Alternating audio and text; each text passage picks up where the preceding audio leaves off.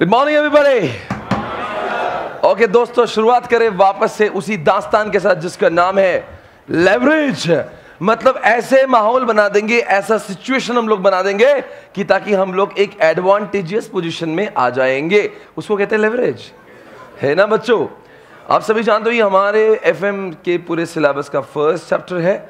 और ये कौन से एरिया से बिलोंग करता है? सोर्सेस या यूटिलाइजेशन से? मतलब कि अभी हम लोग को करना है 3 टाइप के लेवरेज जिसका नाम है, बताएंगे दोस्तों कौन से? नंबर 1, नंबर 2 और तीसरा कौन सा? बताओ इसमें से कौन सा लेवरेज है जो हमारे ऑपरेटिंग फिक्स कॉस्ट की वजह से आता है? And which leverage comes only because of fixed interest और fixed financial cost? Financial leverage, right? और combined is nothing but the combination of both of them. Okay, formulas पर आते हैं, फॉर्मूलाज पर आ ही जाते हैं। ओके दोस्तों, देखते हैं ऑपरेटिंग लेवरेज के 2 फॉर्मूलाज किस को याद है? याद है? एक बार शुरुआत करते हैं। Relax baby. अच्छा, एक काम करते हैं, उससे भी पहले अगर हमें कुछ एक चीज समझना जरूरी है वो ये है, तो फिर आपको फॉर्मूला याद करना बहुत आसान भी हो जाएंगे।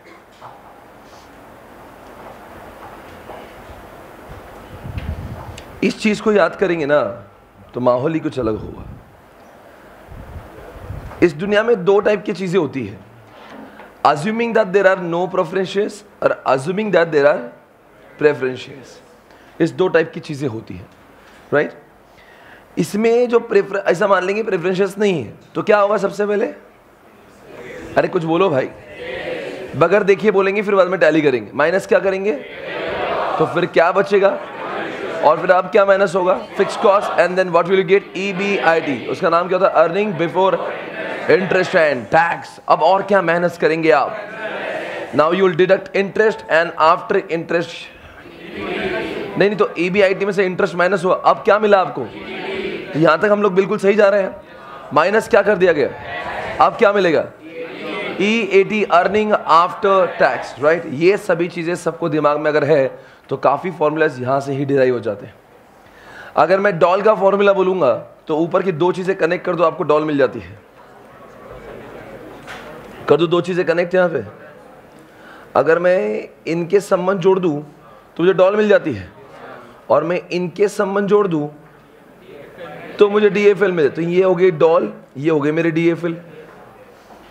तो फॉर्मूला 2 फॉर्मूला आपको रेडीमेड मिल जाते हैं इफ यू रिमेंबर दिस। और वैसे इसके ऊपर पकड़े तो अगले 2 फॉर्मूला भी हम लोग डिराइव अच्छे से कर सकते हैं। But before I proceed further I want you to focus again on this. 1 second guys, बगैर देखिए आपको जवाब देना है। 1 सेकंड। सेल्स होगा माइनस वेरिएबल कॉस्ट होगा तो you will get what? Contribution. When you deduct fix cost you get EBIT। अच्छा, EBIT का दूसरा नाम क्या? कॉस्टिंग पढ़ने वालों, हाँ कुछ तो बोला, सही बोला था। Operating profit, operational income. कभी कभी एग्जामिनेशन में ICI का जो रवैया होता है ना, आपको गुमराह करने का होता है। उस समय वो EBIT नहीं बोलेगा, शब्दों को थोड़ा चेंज करके आपकी बजाने का पूरा प्रयास किया जाएगा। वो बोलेगा EBIT नहीं है, इस कंपनी का ऑपरेशनल इनकम, क्योंकि हमने कल भी बोला था ये ऊपर वाला जो एरिया है वो ऑपरेशनल एक्सपेंसेस का है, राइट? तो ये जो कभी कभी आपको OI भी बोला जा सकता है, ऑपरेशनल OP भी, OP मैं आपको ये लिखवाऊंगा। ऑपरेशनल इनकम भी बोल सकते हैं, ऑपरेशनल तो मतलब ही EBIT। अब बताएंगे दोस्तों, इसमें से इंटरेस्ट माइनस किया तो आपको EBT मिला, और टैक्स माइनस किया तो आपको EAT मिला। तो मेरा एक सवाल है आपसे, इंटरेस्ट को पहले माइनस क्यों किया गया, टैक्स को क्यों नहीं? कौन है आज को जवाब देगा? Anybody can answer this? Why interest shall be deducted first, why not tax? पहले मैं टैक्स डिडक्ट करूंगा फिर इंटरेस्ट करूंगा। नहीं मैं करूंगा, तुम क्या मुझे कैसे रोक सकते हैं? मेरी मर्जी है, मेरा धंधा है, मैं कुछ भी करूंगा। मैं पहले टैक्स पे करूंगा बाद में इंटरेस्ट माइनस करूंगा। क्या आप मुझे रोक सकते हैं? देखते कौन जवाब देगा। किसी का थोड़ा बहुत टैक्स का नॉलेज तो अभी इस समय बरकरार होगा, आपको टैक्स के टीचर की कसम।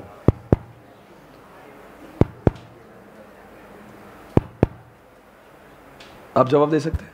देना माइक।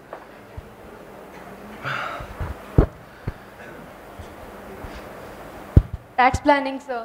इंटरेस्ट माइनस किया तो उस पर टैक्स कम भरना पड़ेगा। टैक्स प्लानिंग में समझाना है मतलब ऑब्वियसली ईबीआईटी पे टैक्स रेट हमने डायरेक्ट लगा दिया तो उस पे टैक्स ज्यादा भरना पड़ेगा ना। इंटरेस्ट माइनस किया तो फिर टैक्स टैक्सेबल इनकम कम। अगर if I do not deduct interest और डायरेक्टली टैक्स पे करूंगा, सपोज मान लीजिए मेरी इनकम जो है 100 रुपए की है, 10 रुपए इंटरेस्ट के है, तो इंटरेस्ट को माइनस कर दूंगा तो मेरी इनकम 90 हो जाएगी। 90 पे 30% टैक्स दूंगा।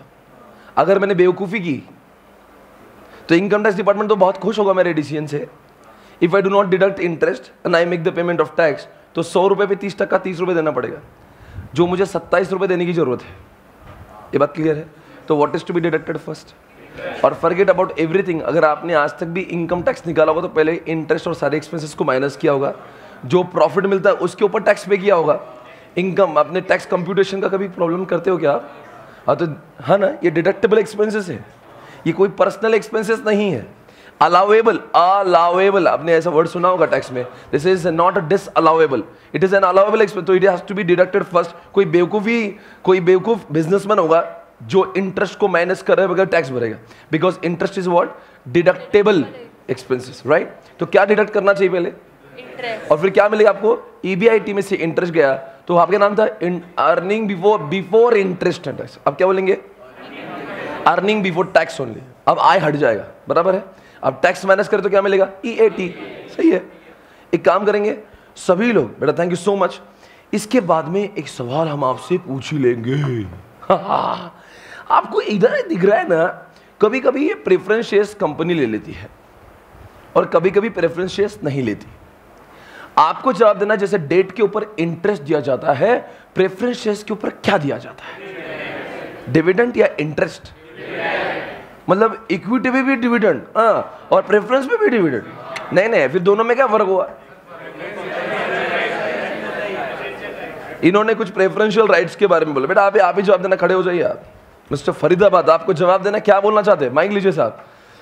प्रेफरेंशियल राइट मिलते हैं प्रेफरेंस शेयर होल्डर को। उनको जब कंपनी वाइंड अप होती है उनको सबसे पहले पेमेंट की जाती है और उनको नाम ही प्रेफरेंस है भाई।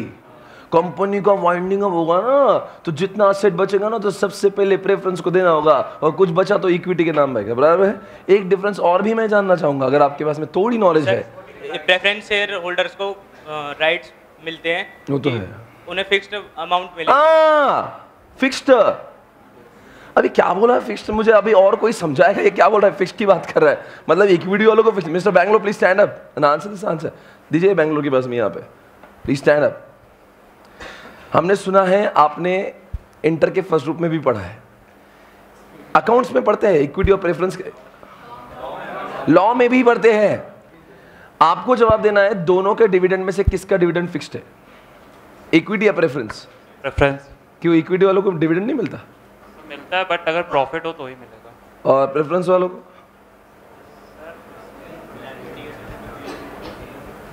चलो प्रॉफिट की बात जान दो, फिक्स्ड का मतलब क्या? ऐसा आपने देखो 13% प्रेफरेंस शेयर्स, वो लिखते समय लिखते हैं 9%, 18%, 13%। प्लीज स्टैंड अप, जरा माइक दीजिए साहब इधर। बैंगलोर, अपने को तैयारी और करना है, ठीक है? हाँ जी। अगर प्रॉफिट्स कम हो, मतलब प्रॉफिट एडिक्वेट प्रॉफिट्स नहीं हो तो भी प्रेफरेंस, तभी भी प्रेफरेंस को जाएगा। हाँ जी। अगर प्रॉफिट्स हो तो पहले प्रेफरेंस शेयर्स को डिविडेंड जाएगा, फिर इक्विटी शेयर। नहीं, पर बात चलो प्रॉफिट्स के मुद्दे से थोड़ा सा हटके हम सवाल ये पूछ रहे हैं, तुम राह में भटके। हम आपसे एक सीधा सवाल पूछ रहे हैं, फिक्स्ड का अर्थ क्या हो रहा है यहाँ? फिक्स्ड मतलब क्या बोलना है? सर वो अगर प्रॉफिट्स नहीं है तो भी एक्यूमुलेट होते जाते हैं, मतलब उसको एक्यूमुलेटेड प्रेफरेंसेस बोलते हैं। हाँ। फिक्स्ड का और एक मीनिंग है कि भाई अगर इनको 9% बोला ना तो इनको 9% ही मिलना है। इक्विटी वालों को कभी हो सकता 50% भी मिल जाए, हो सकता 2 भी मिले, उसको खुद को ही पता नहीं उसको आने वाला कितना है, पर प्रेफरेंस वाले को पक्का पता है कि उसको आने वाला कितना है। कम ऑन एवरीबॉडी, राव। अच्छा, थैंक यू सो मच। कौन जवाब देगा?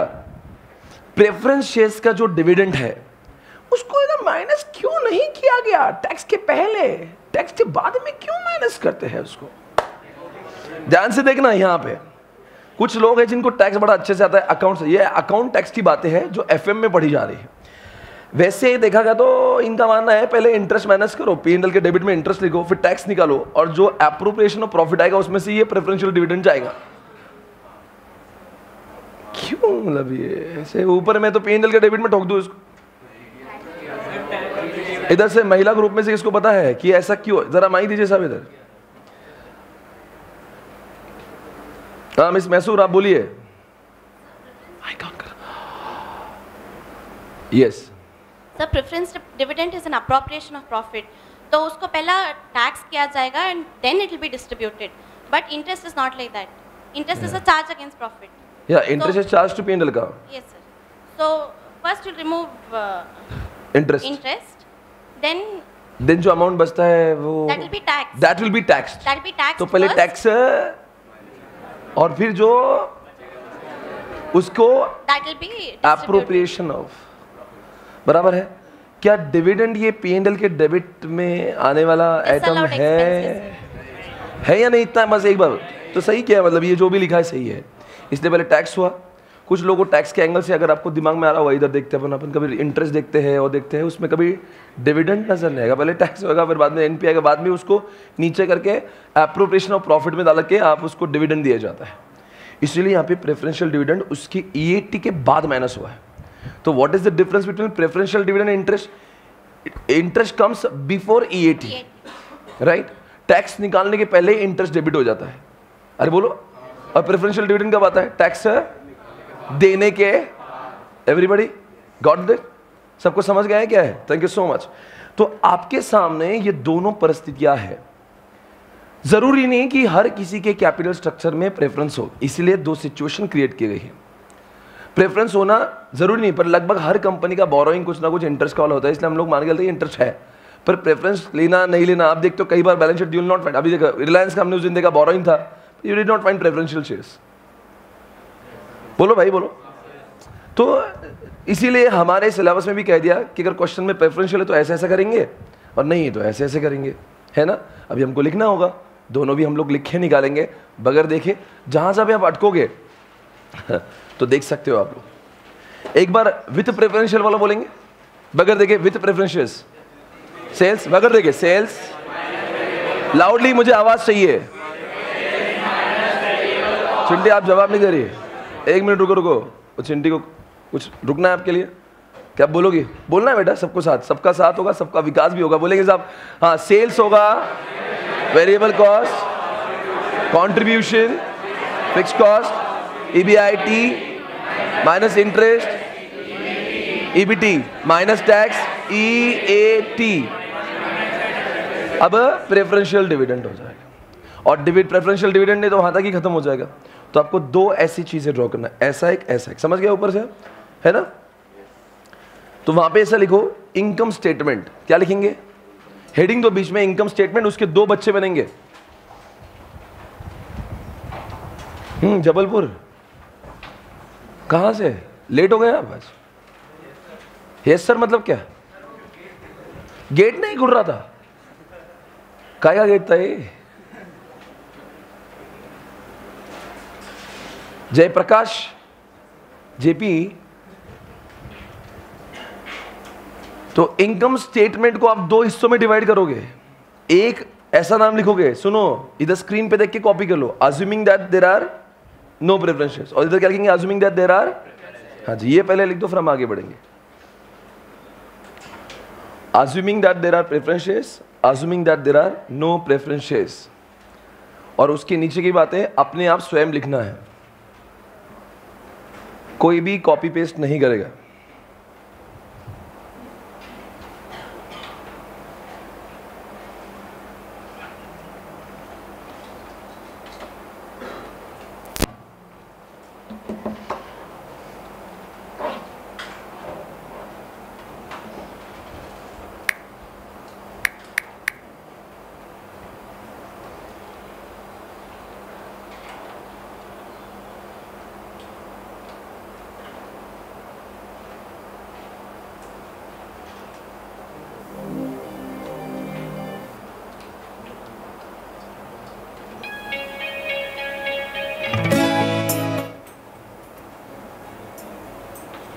लास्ट 1 मिनट, हरी आप. कुछ नहीं करना है, सिर्फ लिखना है.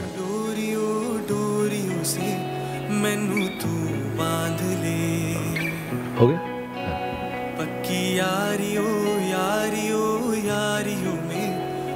बिना फासले, है नाराजगी कागजी सारी तेरी, मेरे सोने सुन ले मेरी दिल दिया गल्ला, करांगे नाल नाल बैठे अख नाल अख नू मिला के, दिल दिया गल्ला हो गया। करांगे रोज रोज बैठे सच्चिया मोहब्बत निभा के, सताए मैनू क्यों दिखाए मैनू क्यों, एवे झूठी मूठी रुस के रुसा के, दिल दिया गल्ला करांगे नाल नाल बैके अख नाल अख नू मिला के।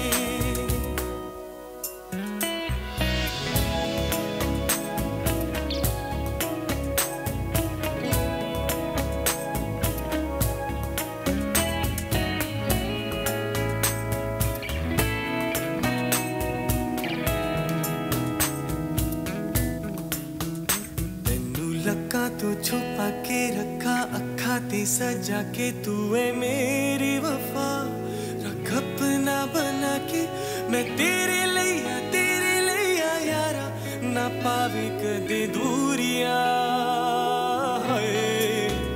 तेनू लक्का तो छुपा के रखा अखा ते सजा के, तू है मेरी वफा रख अपना बना के, मैं तेरे लिया करो। Please compare your answer with the answer given on the screen, check it out. सब सही होगा तो आगे बढ़ेंगे। ओके सब कुछ सभी का सही है। अब बताओ फॉर्मूला लिखना आसान हो जाएंगे जिंदगी में। अब इसी को देख देख के आपको लिखना है ना। बताओ बच्चों क्या फॉर्मूला है DOL का? देख के बोलो। आप अपन ने, ये तो अपन नहीं बनाया, देख के बोल सकते हैं आप। कॉन्ट्रीब्यूशन अपॉन EBIT ये डॉल है, और DFL क्या होगा? EBIT upon EBT। मतलब इसको बनाए तो दो फॉर्मूला आपके वैसे ही बगैर एफर्ट्स के, एफर्टलेसली आपको you are able to remember the formulas of DOL and DFL both. Come on, सही बोल रहा हूं? चलो अब आपसे एक सवाल पूछ लेंगे। डॉल का दूसरा फॉर्मूला क्या है? Percentage change in EBIT upon percentage change इन। इसको मतलब क्या है? अब उसको ऐसा हिंदी में ऐसा बोल के पढ़ेंगे, कितना परसेंटेज EBIT चेंज होगा अगर इतना इतना परसेंटेज सेल्स चेंज होगा। ऐसा ही ना, ऐसे बोलेंगे इतना इतना परसेंटेज EBIT चेंज हो जाता है जब इतना इतना परसेंटेज सेल्स चेंज हो जाता है। ऐसा ही बोलेंगे हिंदी में, राइट। अब दूसरा फॉर्मूला बोल सकते हैं बगैर देखे। अब वो फॉर्मूला जो आज तक मैंने एक्सप्लोर किया नहीं, DFL का दूसरा फॉर्मूला, जब दो कॉलम होंगे, जो मैं आपको पढ़ाऊंगा ना, अभी पढ़ाए कहाँ है वो तो हम आपको पढ़ाएंगे, है ना। तो चलो पढ़े, अभी शुरुआत की जाए। ओके गाइस, अच्छा थोड़ा सा और एक बात, लेवरेज है कौन से मालूम है? किसी कंपनी का हाई लेवरेज है तो क्या मानेंगे? उनकी रिस्क ज्यादा है, उन्होंने सेल करना चाहिए, जितना करेंगे उतना और फायदा होगा। बताओ जिस कंपनी का फिक्स्ड कॉस्ट कम होता है उनका leverage. Can you please give me any example of the companies having laser fixed cost? कोई भी IT कंपनी ले लो, कोई भी BPO KPO, जहां पे कोई लैंड मशीनरी ऐसा कुछ होता है नहीं, तो बताओ ऐसे समय पे फिक्स्ड कॉस्ट कम होगी या ज्यादा होगी बच्चों? अब कम होगी तो क्या होगा? तो उनको लेवरेज भी कम होगा, और लेवरेज कम होगा इसका मतलब क्या है? ऐसी कंपनी का रिस्क, बताओ रिस्क कैसे एयरलाइन की ज्यादा है और IT कंपनी की कम है? नहीं कैसे, क्यों लगता है आपको? तो मतलब क्या होगा उससे? कल चल के अगर कंपनी, अगर मान लीजिए उसका सेल कम होता तो कोई उसका कुछ बर्बाद नहीं होगा, पर किंगफिशर जैसे कंपनी का और कोई भी इंडिगो जैसे कंपनी का अगर सेल कम हो जाए तो शामत आना, जाहिर सी बात है, क्योंकि उन्होंने इतना सारा पैसा। तो आज की बात में किसी कंपनी का बैलेंस शीट में अगर पढ़ोगे लेवरेज ज्यादा, तो समझ जाना इनको सेल्स बहुत ज्यादा करना जरूरी है, और सेल्स ज्यादा कर तो ये एडवांटेज उठा सकते हैं। बराबर है? मतलब जितने प्रमाण में सेल बढ़ेगा उससे ज्यादा प्रमाण में उनका EBIT बढ़ता चलेगा। ये बात सही ना? आगे चलो, अगला सवाल है आपसे, फाइनेंशियल लेवरेज कब बनता है? फाइनेंशियल लेवरेज किसी कंपनी का ज्यादा कब हो सकता है? जब उसका क्या ज्यादा होगा? रविश आपका ध्यान नहीं है। फाइनेंशियल लेवरेज कब ज्यादा होगा? जब किसी का क्या ज्यादा होगा? जब किसी की इंटरेस्ट कॉस्ट ज्यादा होगी। यस और नो, कम ऑन। जब किसी की इंटरेस्ट ज्यादा होगी मतलब उसका डेट, जिस लोगों का बोरोइंग ज्यादा होगा, मतलब जिन लोगों का खुद का पैसा होता है, जिन लोग के खुद के रिजर्व्स होते हैं, बोलो आगे, उनको फाइनेंशियल लेवरेज ज्यादा नहीं होता है। समझ में आ रहा है ना? अब एक काम करेंगे, अब आपके सामने और एक बार फाइनेंशियल लेवरेज करेंगे और फिर हम लोग क्या करेंगे, उसकी आज कम से कम 5 से 6 प्रॉब्लम सॉल्व करेंगे। ओके, एक बार फाइनेंशियल लेवरेज और हो जाए, ठीक है, चेक इट आउट। ओके, अब हम बढ़ेंगे। ओके, ये रहा आपके सामने फाइनेंशियल लेवरेज। अब जैसे कि चलो सिचुएशन क्रिएट करेंगे। सिचुएशन कुछ इस प्रकार, ये है मेरा सेल्स। क्या है भाई? ये मेरा, ये है मेरा सेल्स, ठीक है। सेल्स से मान लीजिए यहां पे 10,000 बराबर है, और यहां पे मेरा सेल है 20,000, राइट? ओके, क्या माइनस होगा भाई? सब लोग मेरे साथ में, हाँ। अगर मैं कह दूं वेरिएबल कॉस्ट 30% है, 30, और इधर कितना करूं मैं? एकदम ये भी सही है। यहां पे क्या आएगा? ये कितना होगा? 7,000। ये कितना होगा? 14,000। अब बताओ बच्चों, फिक्स कॉस्ट कितनी होगी? मान लीजिए फिक्स कॉस्ट है हमारी 2,000 रुपए। बोलिए साहब, 5,000। फिक्स कॉस्ट दोनों में सेम कैसे हो गई? हाँ, फिक्स कॉस्ट इर्रेस्पेक्टिव सेल, चाहे आप जितना भी सेल कर लो, fixed cost will remain always, but variable will always vary from sale to sale. जितना सेल बढ़ाएंगे पर fix cost will always remain. Okay, आगे बढ़ जाना। बताओ बच्चों कितना आएगा ये? इसका नाम क्या दे दूं मैं? EBIT या EBT? हो गया। अब चलो मैं आपसे एक सवाल पूछता हूँ। हाँ, इसी प्रकार एक काम करेंगे। एक ऐसी कंपनी हम लोग अब देख रहे हैं, ये समझ गए? यहाँ पे कोई डाउट है, कोई शक, सवाल नहीं? आगे बढ़ जाऊं? पक्का आगे। अब मैं आपको वहां ले जा रहा हूं। अब बताओ इसमें से क्या माइनस होता है? इसके पहले इंटरेस्ट या टैक्स? चलो, इंटरेस्ट बराबर है, इंटरेस्ट कर लिया। इंटरेस्ट हम मान के चलते, एक अंदाजन कुछ फिगर लेता हूं मैं। इंटरेस्ट 1,000 करोड़। तो ये 20,000 का जब सेल होगा तब इंटरेस्ट कितना लगेगा? अरे कैसे? सेल बढ़ेगा तो इंटरेस्ट नहीं बढ़ेगा?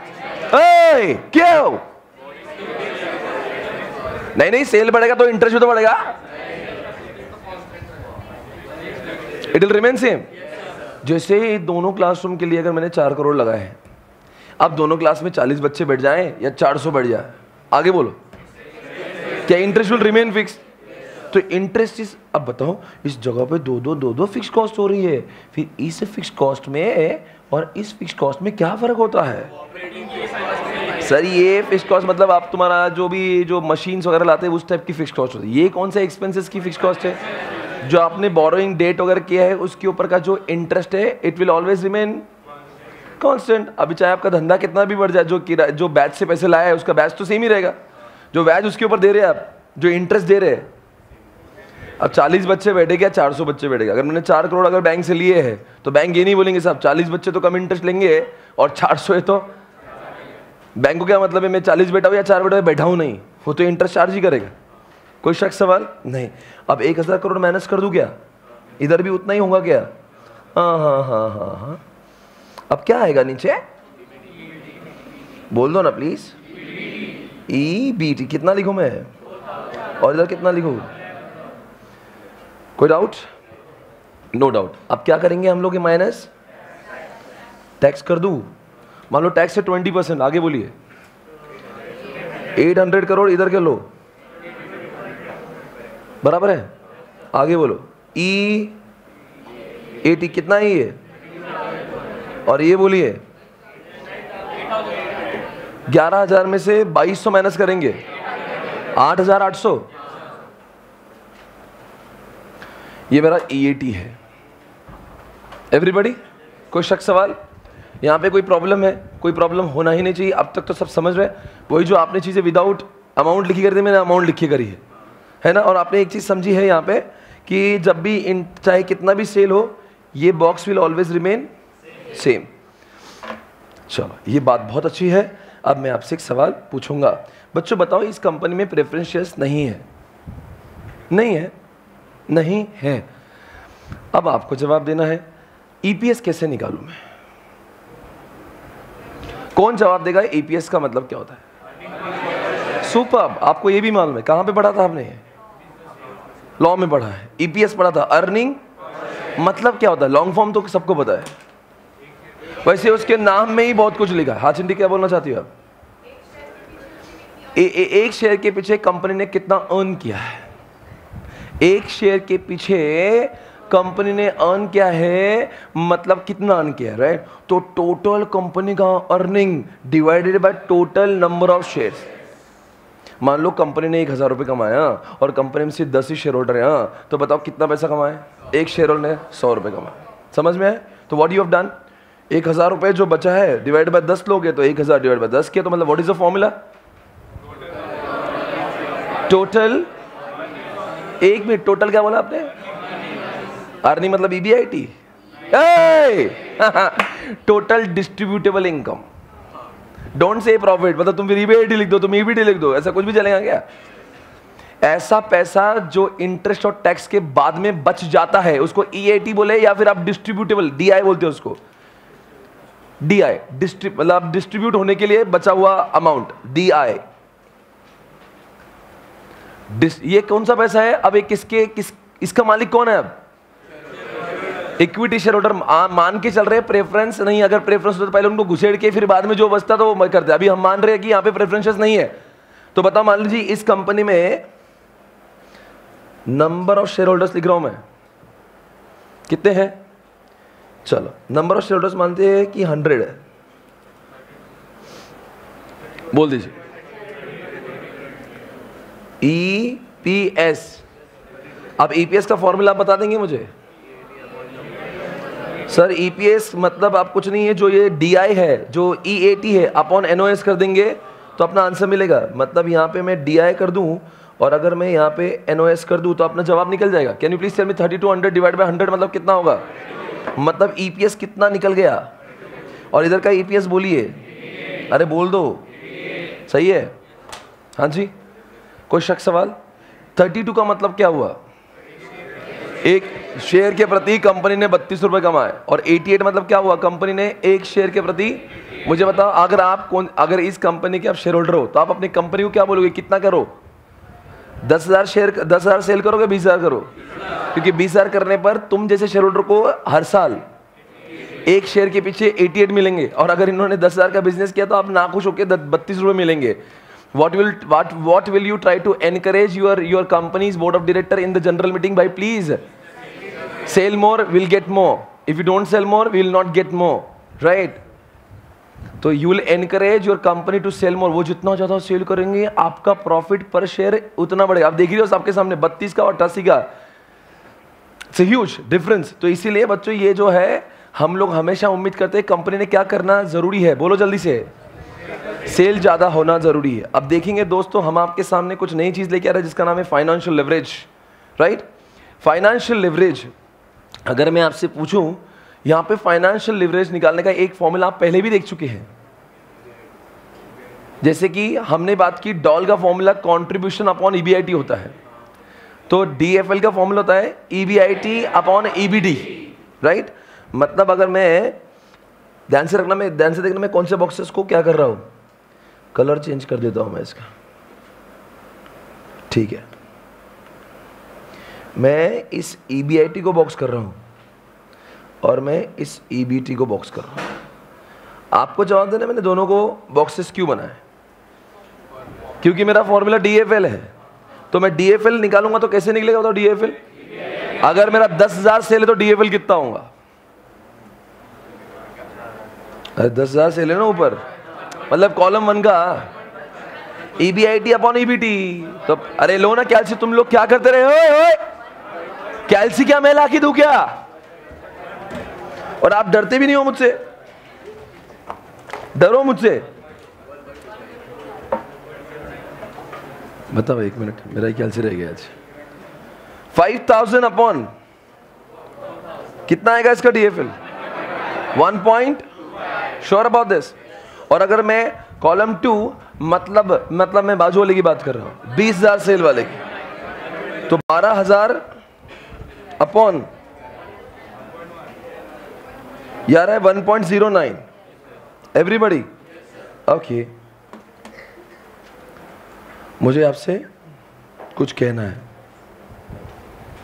EBIT अपॉन EBT आप सब समझ गए? कोई शक सवाल कुछ नहीं है आपको? राइट। मुझे कुछ बोलना है, अब ध्यान से सुनना, एकदम अच्छे से सुना। आपको एक फॉर्मूला है जो आपके बुक में भी दिया हुआ है, हम उसको देख लेते। वो ऐसा क्या लिखा है इन्होंने DFL के पास? DFL का फॉर्मूला नंबर 2 आपने अभी अभी वेरीफाई किया। फॉर्मूला नंबर 1 देखिए, परसेंटेज चेंज इन EPS। कितने गुना EPS बढ़ा जब जितने गुना EBIT बढ़ा। मतलब EBIT अगर 1 गुना बढ़ता है तो उसके प्रपोर्शन में, बोलो आगे क्या, EPS कितने गुना बढ़ता है ना? समझ में आ रहा है? तो क्या अभी इस समय हमारे पास हमारे कैलकुलेशन में क्या EPS और EBIT दोनों भी मौजूद है? अरे भाई जो हमने कैलकुलेशन किया उसमें EPS अभी निकाला ना, 88 कुछ तो आया, 3288, और EBIT भी मालूम है। तो क्या हम लोग देख सकते कितना चेंज हुआ? तो कितना चेंज हुआ देखते हैं यहां पे।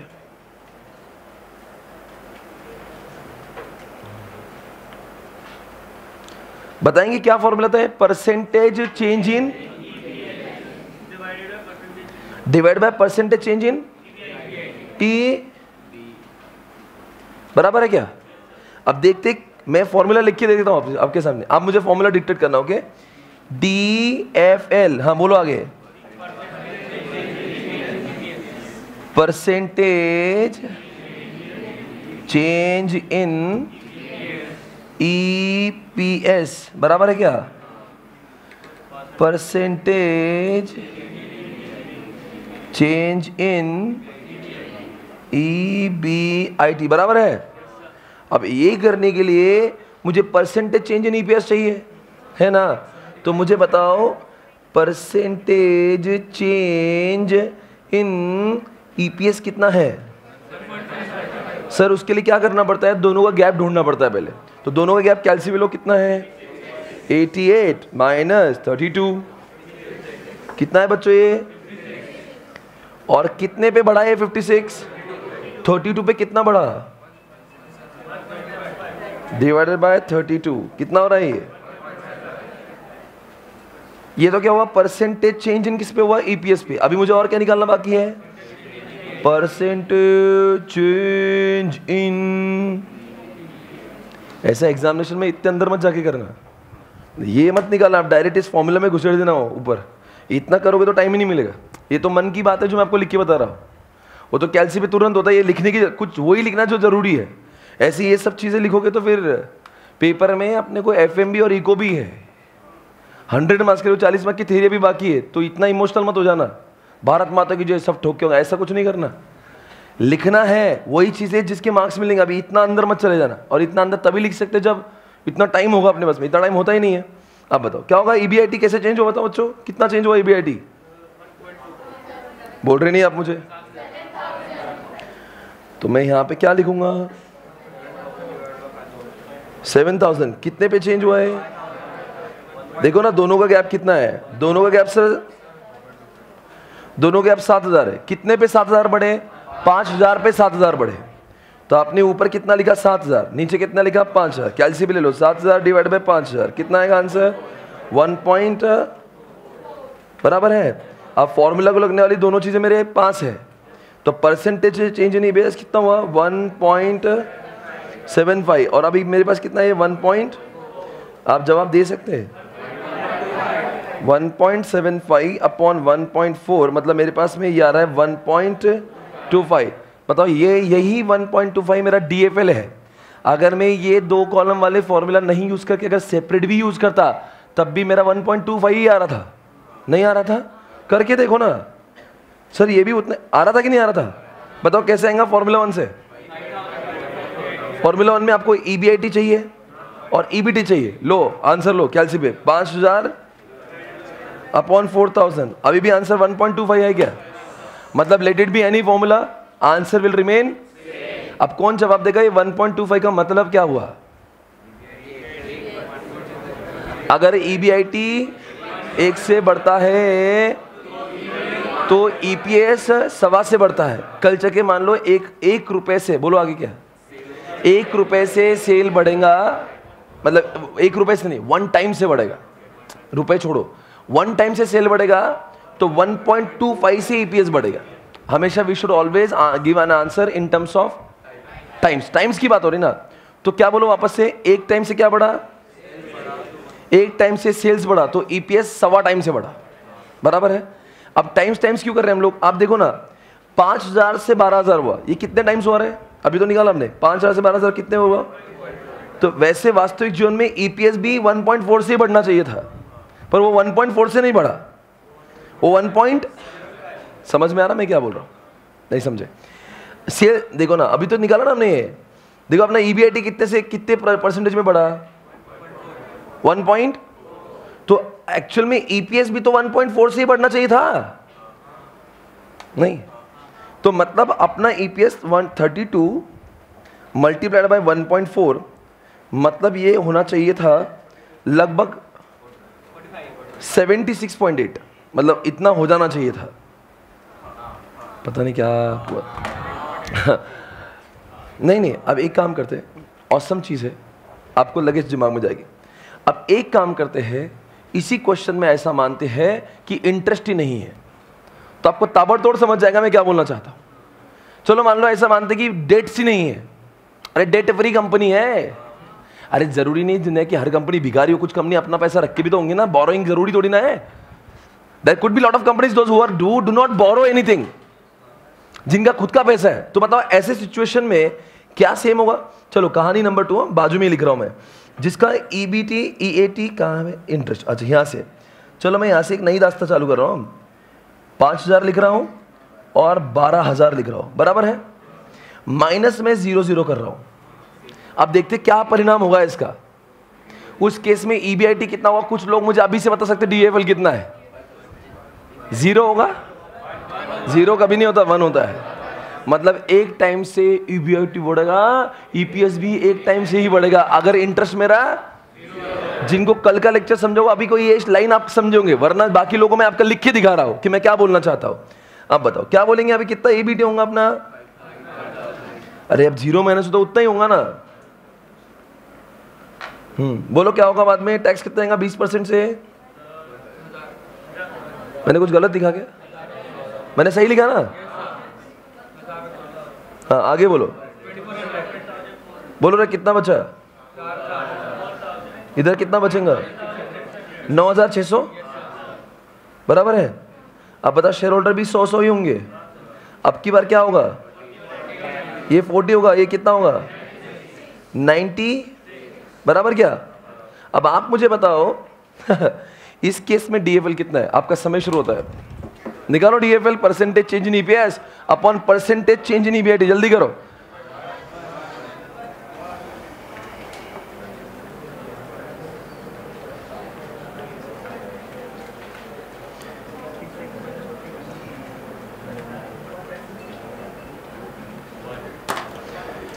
Percentage change in EBIT and percentage change in what? कितना आ रहा है ये? 1.4 अपॉन 1.4 मतलब ही 1 आ रहा है। तो ये कैसे 1 आ गए फिर?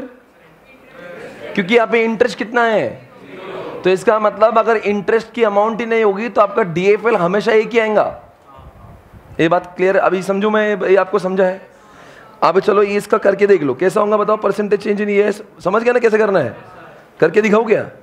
अब जैसे 5000 से 12000 हुआ तो कैसे करेंगे कैल्सी पे उसको? लो ना कैल्सी आप, कितना बढ़ा अपना ये? तो 7000 लिखिए आपने, अपॉन कितने पे बढ़े? तो आंसर कितना है? दिमाग में रखो 1.4। हाँ चलो, 40 हो गया 96, 40 बन गया 96, कितने से बढ़ा? समझा नहीं? 56 अपॉन कितने पे बढ़ा? 40 पे, ये भी आया 1.4। अभी percentage change in what? EBIT भी 1.4, परसेंटेज चेंज इन EPS भी 1.4। तब अपना फॉर्मूला ये percentage change in EPS upon percentage change, तो 1.4 upon 1.4 it will remain. Is what is the meaning of all this? If there is no debt, DFL will be always 1. If there's a debt, तो वो 1 से ऊपर ही होगा। कितना होगा वो depend करेगा कितना इंटरेस्ट लिया है।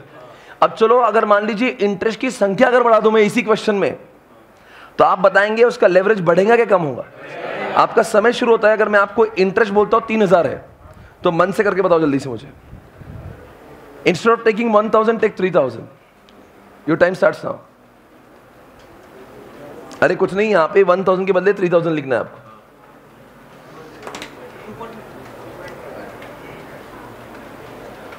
तो आपका EBT भी चेंज होगा, बहुत कुछ चेंज होगा। करेंगे फिर आप? इतना जल्दी आ गया आपको? कुछ लोगों ने आंसर दे भी दिया, 2.5 कह रहे हैं। इतनी जल्दी कैसे हो गया? सर आ जाता है हमारे पास।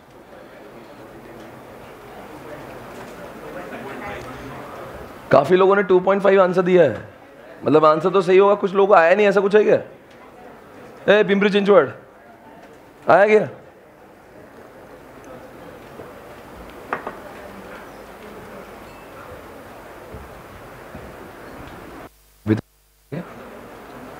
चालू है ना? हाँ, किसी को आया नहीं, ऐसा कुछ है? चलो एक काम करते हैं, 2.5 जिसका ओरली आया गया, ये अपने को ऐसे भी लिखना है, ये लिखना है, तो क्या करेंगे? 7 कॉलम बनाएंगे। सुन के लो पहले, कितने कॉलम्स बनेंगे? ऊपर हेडिंग क्या आएगा? DFL। कॉलम कितने आएंगे? सुन के लो, 7। एक आएगा पर्टिकुलर्स, फिर आएंगे 1 2 3 4 5 6। फिर क्या होगा? पहले इसमें हम लोग मानेंगे इंटरेस्ट 1000, पहले 2 कॉलम में। फिर दूसरे, तीसरे और चौथे कॉलम में मानेंगे 0 0, और 5वां 6वां कॉलम अभी ब्लैंक रखना, वो कितने वाला होगा? 3000 वाला। तो तीनों आपके सामने आएंगे। आपको समझा? 4 कॉलम मैंने किए, 2 कॉलम आपको करना है खुद से, मतलब ये सारी चीजें लिखी हुई भी तो चाहिए। तो कितने कॉलम्स बनेंगे? अभी 7 कॉलम बनेंगे।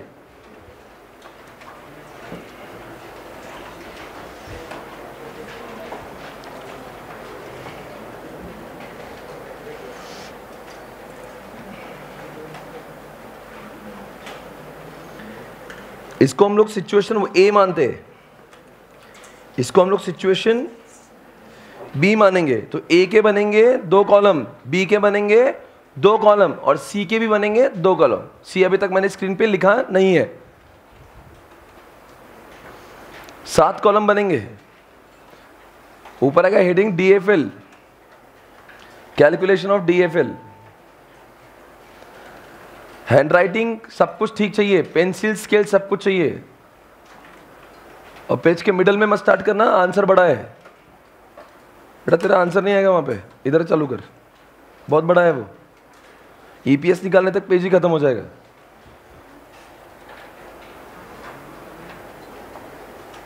मिस्टर जैन साहब, नए पेज पे शुरुआत करो जल्दी।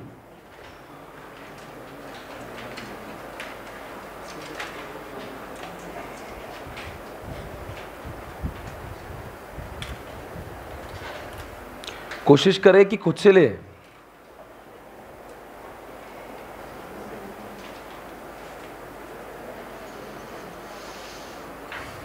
पेंसिल स्केल आपकी जरूरत है, कैल्सी आपकी जरूरत है, रोज क्लास में लेकर आइए।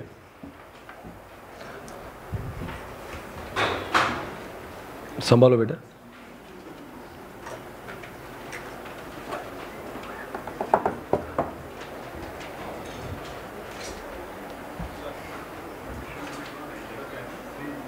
$3000 इंटरेस्ट होगा। हाँ, ऊपर यहाँ तक तो सेम ही है ना, 5, 5th और 6th कॉलम में भी आपको ये तो सेम ही है, सिर्फ आपको इंटरेस्ट में चेंज करना है।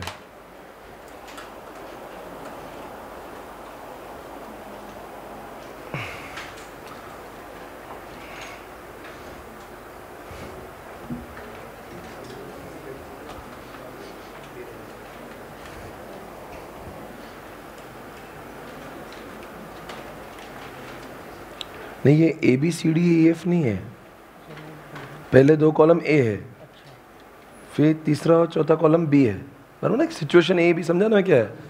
A में 2 कॉलम्स है, सिचुएशन B में 2 कॉलम है, सिचुएशन C में 2 कॉलम है।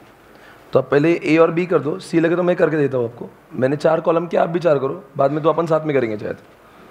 पहले 4 कॉलम तो खत्म करो आप। वो तो मैंने भी सॉल्व करके दिए है स्क्रीन पे।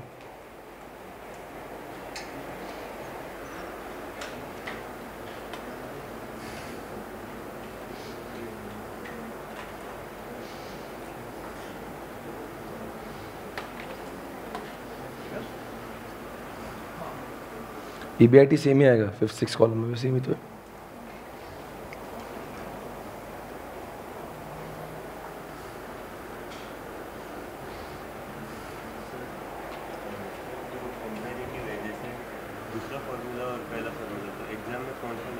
कोई भी आंसर तो सेम ही आना है।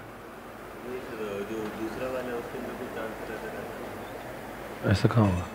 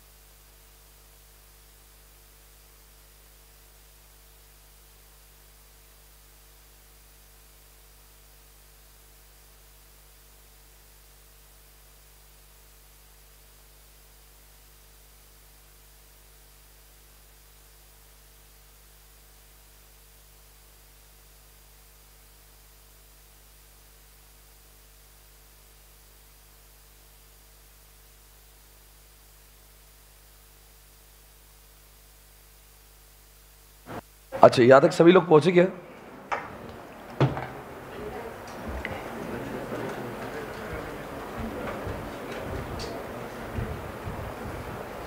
सभी लोग पहले 4 कॉलम का EPS टैली करें अपने आंसर से, EPS तक खुद पहुंचे फिर टैली करें। 5th और 6th कॉलम का चाहे तो मैं आपके साथ करूंगा वापस से। 3000 इंटरेस्ट वाला आप कर रहे हो क्या? कर रहे तो करो, वरना मैं भी करूंगा अगर आप। हाँ, सब कुछ सेम ही है, सिर्फ इंटरेस्ट में बदलाव है बस। मैंने 20 लिया मेरे एग्जाम्पल में, तो तुम भी 20 करो।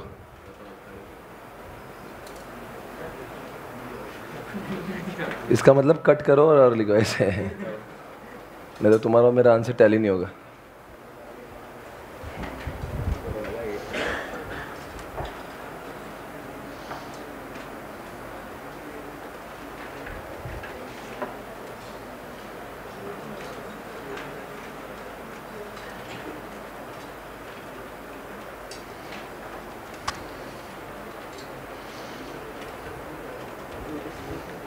इतना टाइम नहीं होना चाहिए रे, फटाफट करो आप।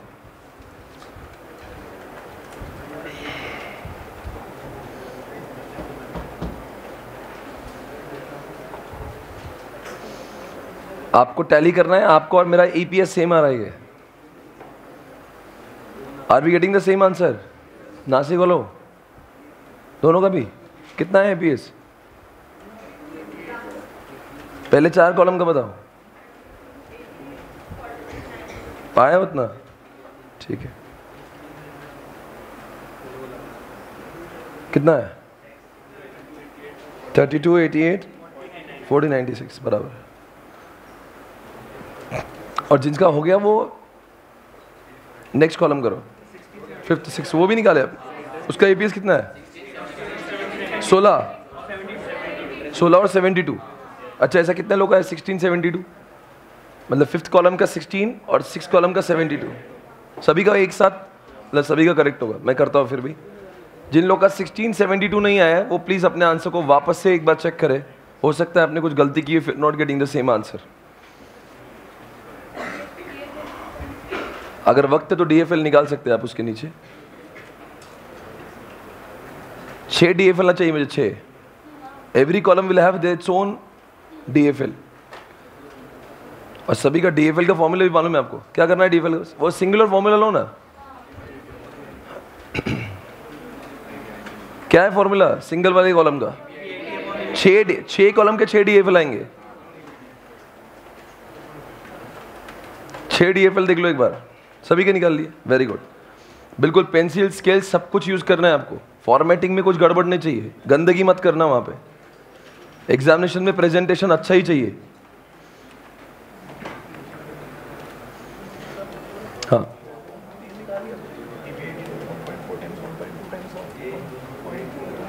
तुमने दोनों कॉलम का कंपैरिजन से निकालना।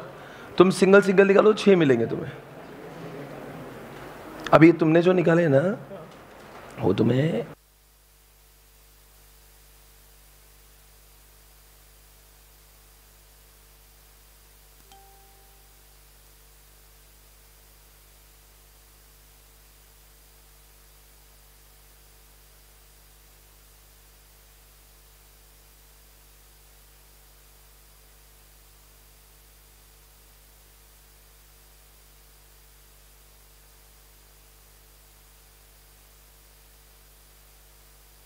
हो गया वो भी।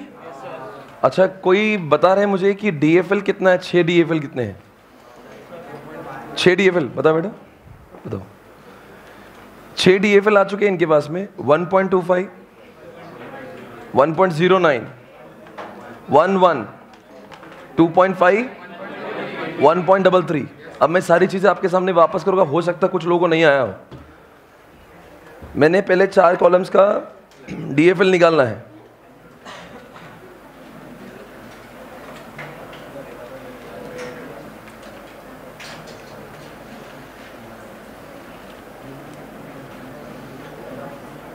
मैंने पहले 4 कॉलम का DFL निकालना है।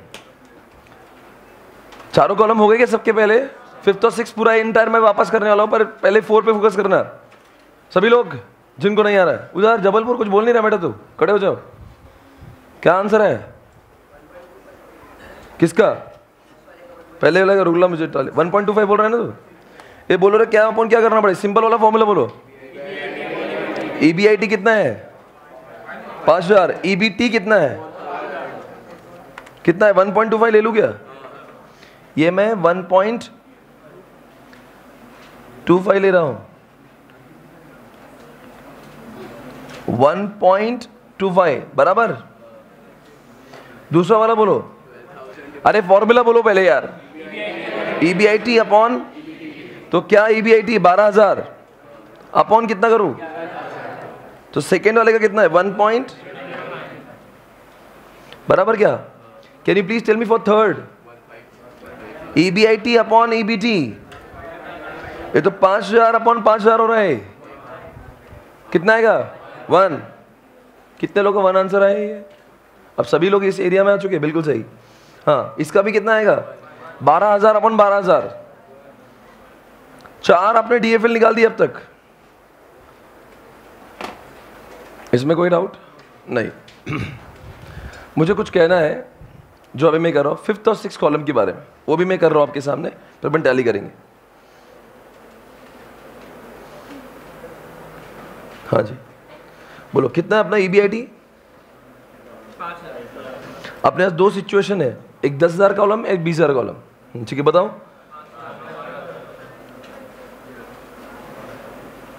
बराबर है। और हम लोग यहाँ पे क्या बदलाव कर रहे हैं? एक ही चेंज है सिर्फ। Instead of taking interest 0 and 1000 we are taking what?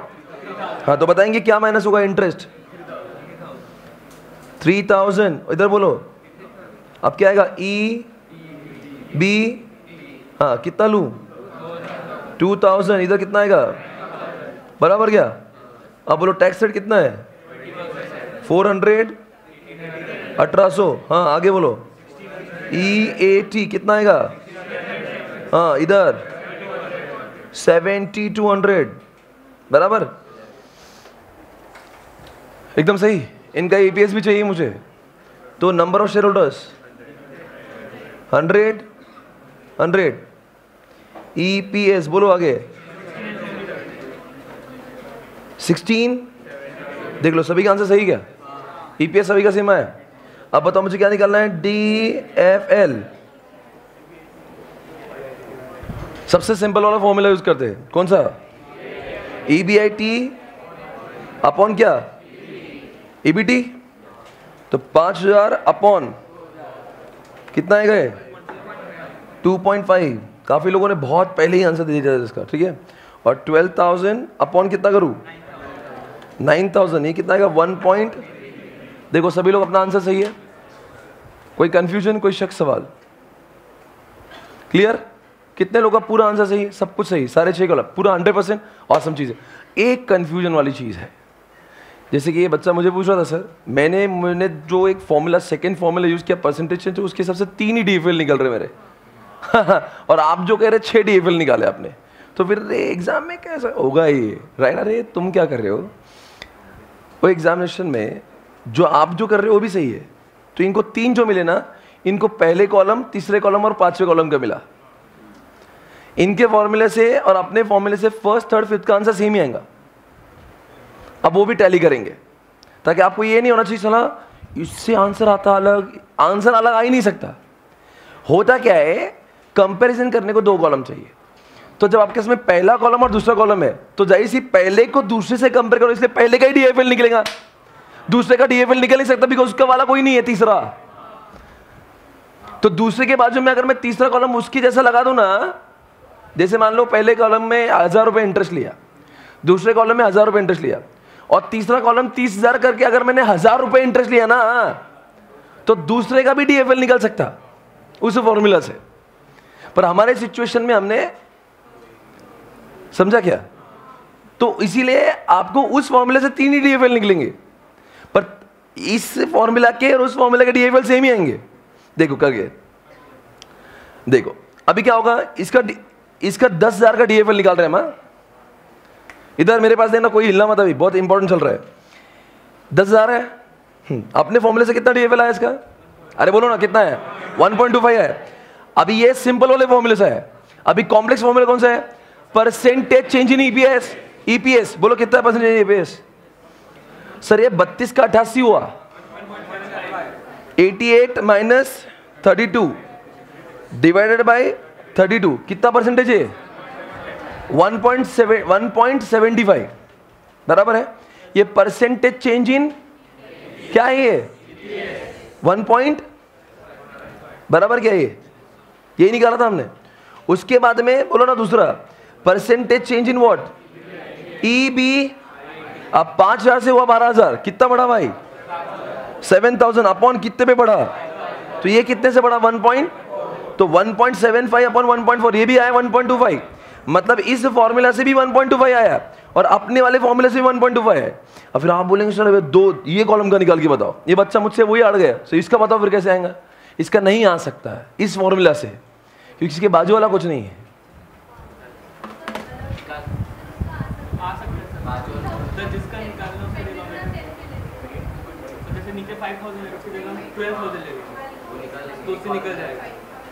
क्या बोल रहे हैं?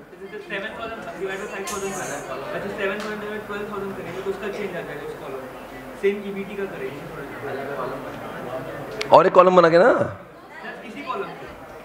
हनी क्या कैसा करना है क्या?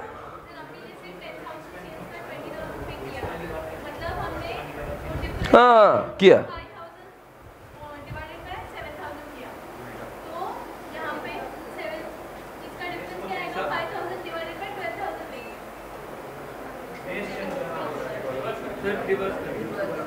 रिवर्स करके सेकंड का निकालेंगे। पर ये बिल्कुल सही कह रहे हो आप, जो भी आप भी कह रहे हो सही कह रहे हो। पर वो कंफ्यूजन ये क्यों मैं जवाब दे रहा था, ये मुझे जवाब नहीं देना था, पर ये ऐसा कोई किसको डाउट है? जब हमारे पास में सीधे रास्ते से अगर DFL निकल रहा है, why are we suppose to use complex method? Percentage change में घुसने की जरूरत ही नहीं है। काय को इतना टेंशन है, उस परसेंटेज चेंज में कैसे कैलकुलेशंस बढ़ जाते हैं, इसमें क्या है ऊपर नीचे डिवाइड किया था, यू आर गेटिंग आंसर। पर मुझे ये प्रूव करना था कि वो गलत नहीं, हम जो कर रहे हैं वो भी सही है।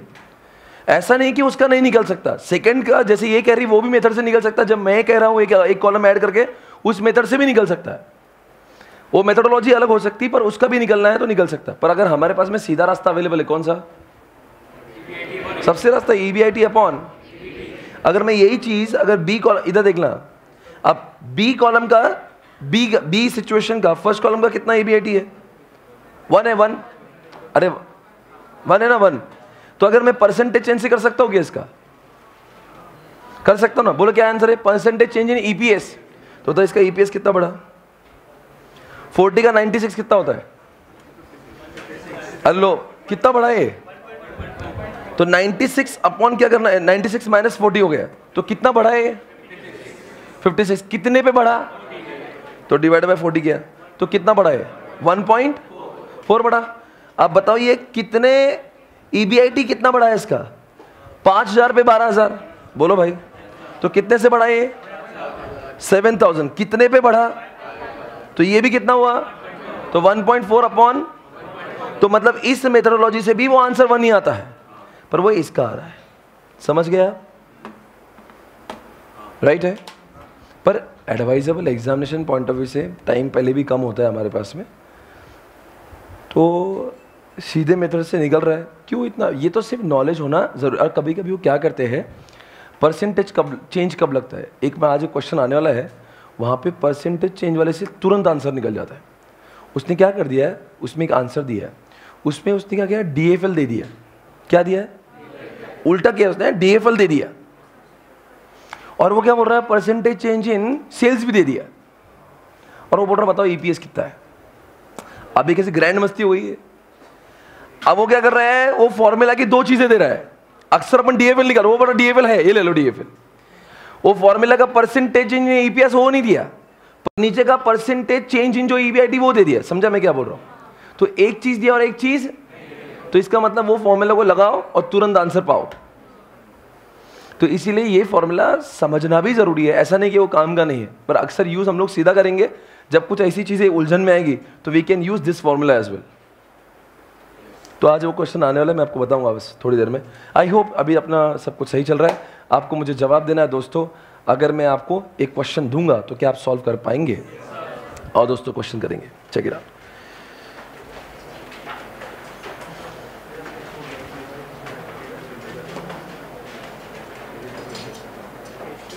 क्वेश्चन नंबर 2, आप सभी के पास में मॉड्यूल 1 आ चुका होगा,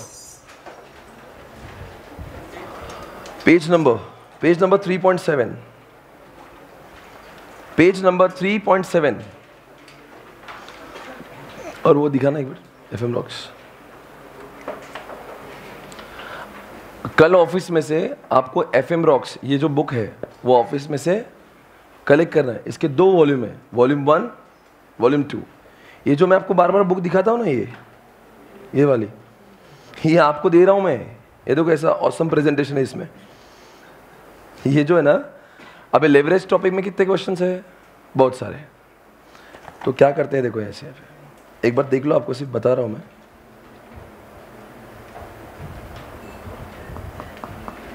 इधर देखना, ये बुक मैं आपको दे रहा हूं जो सबसे अच्छी बुक है। अभी जो ये बुक बताओ, इसमें सिर्फ क्वेश्चन ही क्वेश्चन है और थ्योरी है। ये वाले में सॉल्यूशंस जो हम लोग क्लास में आपसे सॉल्व करवाएंगे, पर एक बुक तो आपके पास चाहिए जिसमें मैंने सॉल्व करके दिया हो। हाँ, मैंने सॉल्व करके, तो इसीलिए मैंने क्या किया है, आपको दिख रहा है ये चैप्टर का नाम क्या है, सुन के लेना। देखिए लेवरेज यहाँ पे भी मैं खोल रहा हूँ, और इतना वर्ल्ड क्लास प्रेजेंटेशन आपको कहीं दिखेगा नहीं। ये बुक मैं आपको दे रहा हूँ, आपके फ़ायदे की है। अब जैसे यहाँ पे क्या लिखा है, ये उसके फॉर्मूलाज है, रेडीमेड आपको मिल गए। ये भी आपको आज हमने खुद ने लिखा, वो भी आपको मिल गया। इससे क्या होगा, आपके पास में एकदम अच्छे प्रेजेंटेशन से लिखा हुआ है, आपने खुद से तैयारी भी कर ली, और एग्जामिनेशन के पहले आपको करना है तो फटाफट 2 पेज में पूरा लेवरेज के चैप्टर के फॉर्मूले भी रिवाइज हो गए, ये भी रिवाइज हो गया, इससे आपका टाइम सेव हो गया। दूसरी सबसे इंपॉर्टेंट चीज यहाँ पे क्या लिखा, ध्यान से पढ़ना ऊपर, following are the 5 important questions out of total, मतलब ये बुक में मैं आपसे इस क्लास में 21 प्रश्नों का सॉल्यूशन करवा के लूंगा। हम एक एक सॉल्व करेंगे। अभी तक से हमने एक सॉल्व किया है, पहले नंबर का कल किया था। ऐसे हम लोग कितने सॉल्व करेंगे? 20। हर एक सॉल्व करेंगे ना क्लास में, एक भी छोड़ेंगे नहीं, और उसमें पूरा सब कुछ सारे कॉन्सेप्ट क्लियर हो जाएंगे। Following are the important 5 questions out of total 21 questions. फिर आप बोलेंगे सर 21 सॉल्व हम लोग क्लास में करेंगे, ये 5 अलग क्या है? ये 5 वो क्वेश्चंस है जो 21 के अंदर के आई हुई सारी एडजस्टमेंट कवर करती है। सर उससे फायदा क्या होगा? आप मुझे बताएंगे क्या फायदा होगा आपका? तो मतलब मेरी क्लास होने के बाद जब आपको रिवाइज करना है, तो अगर आपने 5 भी रिवाइज कर लिए तो आपका चैप्टर रिवाइज हो गया ना। 21 में टाइम क्यों गलाओगे? और वो भी वर्ल्ड क्लास प्रेजेंटेशन के साथ में। ये ऐसी अनोखी बुक है, पूरे इंडिया में किसी भी एफएम के टीचर जो 25 सालों से पढ़ा रहे हैं, उन्होंने भी मुझे कॉल करके बोला सर ऐसे हमने भी नहीं सोचा आज तक। फैकल्टी का नाम नहीं ले सकता, पर उन्होंने सर यार ये क्या किया आपने? मैंने कहा सर देखो आप क्या किया है, इस तरह देखिए ये बुक। और ये इसको नोटबुक जैसा बनाया मैंने, मतलब ऐसा लगता है कि आपकी खुद की हैंडराइटिंग है। हैंडराइटिंग इसका फॉन्ट अलग है, देखो ये आपका बुक वाला फॉन्ट नहीं है।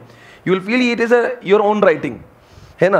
और उससे क्या होगा, हो सकता है आपकी हैंडराइटिंग कल से आपको नहीं समझ में आ रहा है, आपका प्रेजेंटेशन इतना अच्छा नहीं होता, आपको फटाफट रिवाइज करना है, इतना फास्ट रिवाइज करना। और वो भी देखो प्रेजेंटेशन देखिए इस तरह से पूरा अच्छे से आपको करके दिया है, ये बुक आपको मिल रही है। तो मतलब रिवीजन का टेंशन खत्म हो गया। 2 चार्ट से पहले रिवाइज करने का, और 21 तो सॉल्व करने की जरूरत नहीं है। 5 फटाफट तुम सॉल्व करेंगे, यहाँ से टिक टिक करके चेक कर लेंगे, हाँ भाई बराबर है, बराबर है, बराबर हो गया अपना। तो मतलब क्लास के साथ में ये बुक होगी और क्लास के बाद में ये बुक होगी।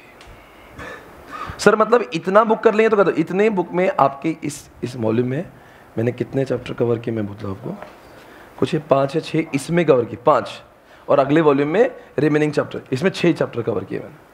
तो सर मतलब इतना पढ़ेंगे तो 6 चैप्टर रिवाइज हो जाएंगे? बिल्कुल 100% हो जाएंगे। तो सर इतना सॉल्व करने की जरूरत है नहीं। मैंने वो ऐसे 5 रैंडम कोई भी 5 नहीं किया है, मैंने हिसाब लगा के एनालिसिस करके मैंने खुद प्रॉब्लम्स भी बनाए। कभी कभी अगर मुझे लग रहा है ये एडजस्टमेंट कवर नहीं हो रही, या फिर एक ही एडजस्टमेंट के लिए काय को नया प्रॉब्लम बनाने का, तो मैंने उतनी एडजस्टमेंट उठा के इसमें कॉम्बो डाल दिया। नहीं समझा मैं क्या बोल रहा हूँ? अभी यार एक पूरा क्वेश्चन डालूंगा, उसमें सिर्फ 2 एडजस्टमेंट नहीं है, तो वो एक नया देने से अच्छा उसकी 2 एडजस्टमेंट मैंने इसी क्वेश्चन में घुसेड़ के आपको बोल दिया यही क्वेश्चन में यूज कर ले, ताकि आपको टाइम सेव हो जाए। अब मैं आपको आज के बारे में नहीं सोच रहा हूँ, मैं सोच रहा हूँ क्लास, मेरी क्लास होने के बाद में क्या, तो मेरी क्लास होने के बाद का इंतजाम भी आपके पास में है। तो now you will be able to revise entire FM in very short. ये नोट आपको कल ऑफिस में से कलेक्ट करना, जिसमें वॉल्यूम ए भी कर लेना, वॉल्यूम बी भी कर लेना, दोनों के दोनों आपके पास रखना। तो ये मतलब मेरी क्लास के बाद में जो अपना 4 to 9 का प्रोग्राम है, उसमें हम लोग इसका काम करेंगे, पूरा सॉल्व यही हो जाएगा क्लास में, सही ना। तो मतलब आपका रिवीजन इधर ही खत्म हो जाएगा। Done, okay. अब चलो मैं आपको कहा लेके जा रहा हूं, क्वेश्चन नंबर 2 में। Everybody ready? Okay. Question number 2 में पढ़ेंगे सभी लोग। एवरीबॉडी देखते कितने लोग सॉल्व कर पाएंगे। ओके सभी लोग एक बार मेरे साथ पढ़ते समय मेरे से छूटना मत, कहीं मेरे साथ में पढ़ना, सॉल्व अपने दम पे करना। एक बार पढ़ेंगे सभी लोग, कॉन्सेंट्रेट। स्क्रीन के ऊपर सभी लोग देखेंगे। फर्म है सेल्स कितना? 40 लाख का सेल है। कितने लाख का सेल है? 40 लाख रुपए का सेल किया है।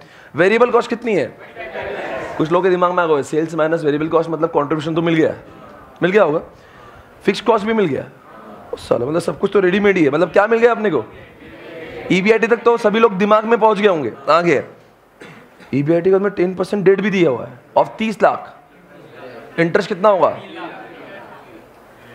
30 लाख का 10% 3 लाख, तो 30 लाख का 10% 3 लाख मतलब इंटरेस्ट माइनस तो आपका ईबीटी भी निकल गया।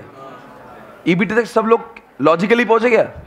आगे इक्विटी कैपिटल 45 लाख रुपए दिया हुआ है। आगे देखते हैं अपने को क्या चाहिए। वो बोल रहे मुझे ऑपरेटिंग चाहिए और फाइनेंशियल लिवरेज चाहिए। मुझे बताओ ऑपरेटिंग लिवरेज का सिंपल फॉर्मूला के लिए क्या क्या चाहिए? कंट्रीब्यूशन चाहिए, ईबीआईटी वो वैसे निकल रहा। अपने को डीएफएल निकालने के लिए क्या चाहिए? ईबीआईटी अपॉन ईबीटी वो वैसे निकल रहा है।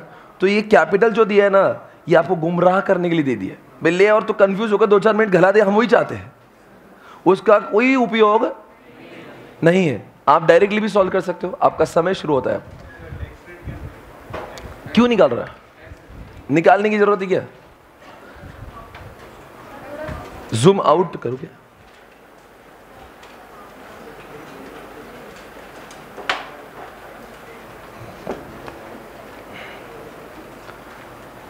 वहां पे लिखो question number 2, page number 3.7। Directly question चालू मत करना, आपको आदत बहुत गंदी, तुरंत ठोकना चालू करते हो। पहले पूरा कौन लिखेगा? Question number 2 page number 3.7। Scale pencil लिखेंगे, कितने कॉलम बनेंगे सर? 2 ही कॉलम बनेंगे, उसमें भी स्केल पेंसिल लिखे, क्यों नहीं लेंगे? एक आएगा पर्टिकुलर्स, एक आएगा अमाउंट। आ भी गया आंसर? कितना निकला? आ गया, very good Jamnagar, I am so proud of you. 1.60, 1.66 and 1.5। ऐसा इतना फास्ट मत करो यार, थोड़ा टाइम लो।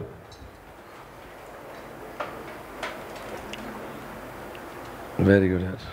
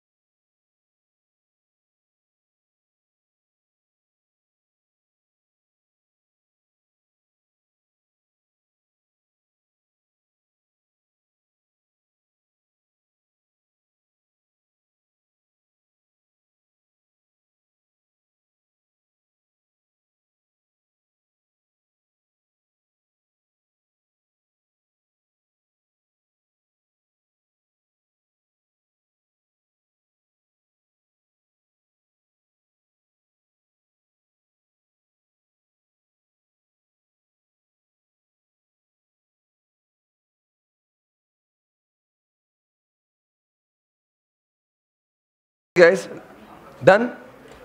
कितने जल्दी क्वेश्चंस खत्म कर लेते हो आप, वेरी गुड। चलो बोलो, चालू करें? मैं चालू कर रहा हूं, बस 1 मिनट में खत्म करूंगा।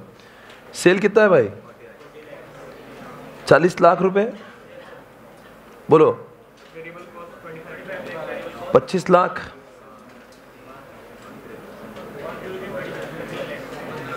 15 लाख। सही है अभी तक? आगे फिक्स कॉस्ट 6 लाख रुपए। बोलो EBIT कितना है? आगे बोलो। इंटरेस्ट कितना है? 30 लाख पे 10% मतलब 3 लाख रुपए हो रहे हैं। कितना हो गए? EBT सही है, खत्म ही हो गया अभी मेरा तो। चालू करें? डॉल क्या है? डॉल का फॉर्मूला कंट्रीब्यूशन अपॉन EBIT। बोलो कंट्रीब्यूशन कितना? 15 लाख। EBIT कितना है? कितना है 1 पॉइंट, सही है। और DFL, DFL का फॉर्मूला है EBIT upon EBT।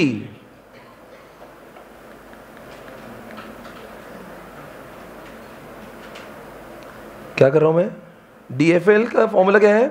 EBIT upon EBT। हाँ जी बराबर, EBIT अपॉन EBT। बोलो कितना कितना? EBIT कितना है मेरा? 9 लाख अपॉन कितना करूं मैं? तो ये हो गया 9 लाख अपॉन कितना है? कितना है ये 1.5। सभी लोग का आंसर सही होगा। या so we are moving on the next question guys. Come on, check it. Question number 3, check it out.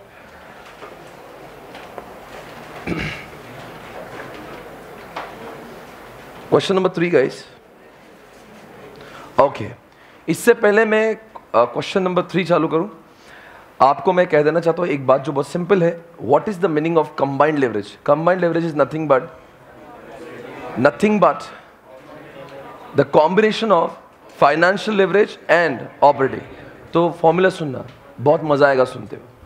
Combined leverage is equal to DOL multiplied by DFL, that's it. और मतलब अगर आपने डॉल निकल गई और अपना DFL निकल गया, दोनों को मल्टीप्लाई किया, अपना DCL निकल गया।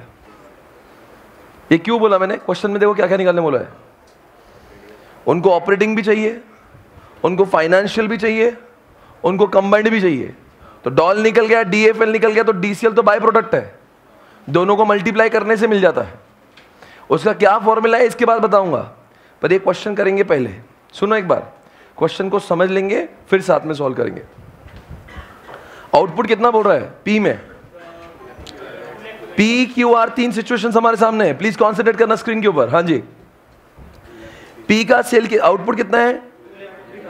यूनिट बोल रहा है वो, अब की बात सेल नहीं, कंफ्यूज मत होना। यूनिट्स बोल रहा है, यूनिट्स है वो, it is not the sale amount. Sir sale amount कहीं दिया है क्या? हाँ, तो आप मुझे बताओ पहले वाले का सेल कितना हुआ? कैलसी लीजिए हाथ में। सर ये 2.5 लाख को मल्टीप्लाई कर दो आप 7.5 से, 18,75,000। Is it okay? बताएंगे वेरिएबल कॉस्ट कितनी है? स्क्रीन पे सिर्फ मैं P की बात कर रहा हूं, QR की तो बात ही नहीं कर रहा हूं। What is the variable cost? 5 rupees per unit. अपना सेल कितने यूनिट का हुआ है? 2,50,000 यूनिट का सेल हुआ, तो 2.5 लाख को मल्टीप्लाई कर दो 5 रुपए से, 12.5 लाख रुपए का अपना वेरिएबल कॉस्ट हुआ। बचा कितना? कंट्रीब्यूशन। तो सेल्स अमाउंट आ गई, वेरिएबल आ गई। पर आपको एक शॉर्टकट मेथड बताओ क्या? ना सेल्स निकालने की जरूरत है ना वेरिएबल, डायरेक्ट कंट्रीब्यूशन करो ना। क्यों थक रहे हो? नहीं समझे? मैं आपका 2 मिनट बचा सकता हूं। डायरेक्ट क्या करो, पर यूनिट का कंट्रीब्यूशन बताओ। अगर आपको वैसे करना तो वैसे करो, पर क्यों थक रहे हो? कुछ लोगों को समझाओगा मैं क्या बोल रहा हूं। सेलिंग प्राइस कितनी है भाई? वेरिएबल कॉस्ट कितना है भाई? तो बचा कितना मेरा कंट्रीब्यूशन? तो 2.5 मल्टीप्लाइड बाय अगर मैं 2.5 लाख कर दूं तो डायरेक्टली कंट्रीब्यूशन मिलेगा। तो पहले 2 कॉलम लिखते ही क्यों? डायरेक्ट कंट्रीब्यूशन से शुरुआत करो ना। वैसे भी सेल्स और वेरिएबल कॉस्ट का फॉर्मूला भी इस्तेमाल होता ही नहीं है। What do I need in the formula? Contribution, EBIT, EBT। 3 चीजें तो है, contribution, EBIT, EBT। If I am having this 3 things I am able to do everything. So why should I calculate sales minus? वो तो हर question में दिया होता है, वैसे करना जरूरी होता है, पर in this question why unnecessary? ऐसी चीजें आपको ढूंढना जरूरी होती है अननेसेसरी। फिर आपका फिर बोलते कि यार मेरा इकोनॉमिक्स का 5 मिनट का थ्योरी रह गया। ये ऐसा नौटंकी करने से वो थ्योरी लिखो ना भाई। सिर्फ बात ये नहीं कि आपको आ रहा है, ये भी बात होती है कितने समय में आ रहा है। बिकॉज 100 मार्क का पेपर है भाई। कई बार देखते हैं आप ग्रुप 1 में कई लोगों ने एग्जाम दिया है, 80 मार्क का है, 85 का है। कितने लोग हैं जिन्होंने ग्रुप 1 का एग्जामिनेशन दिया? अभी दिया। क्या ऐसा कभी हुआ आपको आ रहा था, टाइम नहीं मिला? मतलब you are knowing the answer, you could not. आपके साथ में भी ऐसा हो? क्या होता है मालूम क्या है? आप क्या करते हैं, पहले इमोशनल हो जाते हैं। You went on writing so much, फिर आपको बाद में लगा अरे यार ये तो रह गया। So it is not about getting the answer, it is about getting the answer on right time. Efficiency also matters, right everyone? Come on, मतलब कंट्रीब्यूशन कितना है? लो कैलसी लो भाई हाथ में। 2.5 रुपए मल्टीप्लाइड बाई 2.5 मल्टीप्लाइड बाई कितना करूं? 2.5 लाख, 625। दूसरे का कंट्रीब्यूशन बोलो। 7 रुपए का सेल हुआ, 2 रुपए का वेरिएबल कॉस्ट है, 5 रुपए मेरा कंट्रीब्यूशन हुआ। तो तो 5 रुपए मल्टी सवा, वो भी उतना ही आ रहा है क्या? हाँ जी। तो अगर मैं 1.25 लाख क्वांटिटी को 5 रुपए से मल्टीप्लाई कर तो 6,25,000 इधर भी मेरा कंट्रीब्यूशन आ रहा है। और is the contribution for third one? Please calculate. कितना आ रहा है कंट्रीब्यूशन? सर इसका देखो कैसा है कि 10 रुपए में बिकता है, 7.5 उसका वेरिएबल कॉस्ट है, बचता 2.5 रुपए है। तो 2.5 रुपए को मल्टीप्लाई करेंगे हम लोग 7.5 लाख, ये आ रहा है 18,75,000 कंट्रीब्यूशन आ गया। फिक्स्ड कॉस्ट दी है तीनों की अलग अलग, राइट? एक की 5 लाख, 2.5 लाख, 10 लाख, बराबर है। तो फिक्स्ड कॉस्ट सबके जगह पे लिख देंगे तो क्या मिलेगा हमें? EBIT मिल जाएगा। अब क्या माइनस करना पड़ेगा? इंटरेस्ट। इंटरेस्ट फर्स्ट कॉलम का है, सेकंड का है, थर्ड का जीरो है, मतलब नहीं, मतलब जीरो है। तो अब तीनों का EBT भी निकल गया, तो EBT निकल गया, EBIT निकल गया, कंट्रीब्यूशन निकल गया, तो DFL भी निकल गया, डॉल भी निकल गया। बाद में कंबाइन तो मल्टीप्लाई करना है। कितने कॉलम्स बनेंगे? How many columns you are required to draw? 4 column. पहला कॉलम बड़ा, बाकी तीनों कॉलम रिलेटिवली छोटे, ज्यादा छोटे भी नहीं होना चाहिए, नहीं तो अमाउंट्स बैठती नहीं। ज्यादा छोटे मत करना कॉलम्स। ये पेज नंबर लिखो, question number 3 page number 3.9। Question number 3 page number 3.9।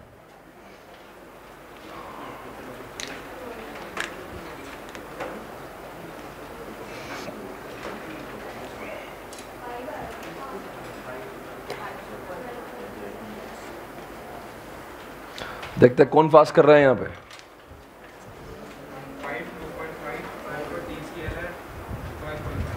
सभी तीनों कॉलम का निकाल दिया तुमने? सभी तभी तीनों भी? अरे क्या फास्ट करते हो, क्या मजाक है? मतलब 9 आंसर्स आपके आ चुके? 3 3 3 9 आंसर मिल गए, क्या बात। चेक करना पड़ेगा मतलब मुझे।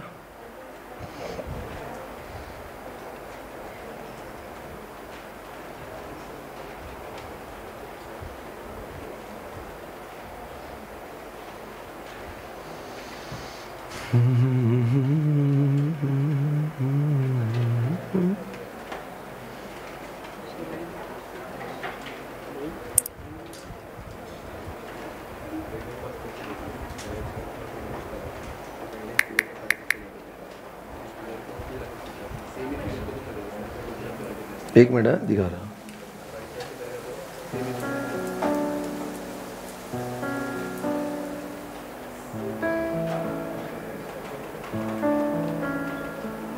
भीगी भीगी रातों में फिर तुम आना, भीगी भीगी रातों में। आ गया? You should have 9 answers, 9 amounts आपके पास में होना चाहिए। ऐसी बरसातों में आओ ना, ऐसी बरसातों में आओ ना, भीगी भीगी रातों में फिर तुम आओ ना, भीगी भीगी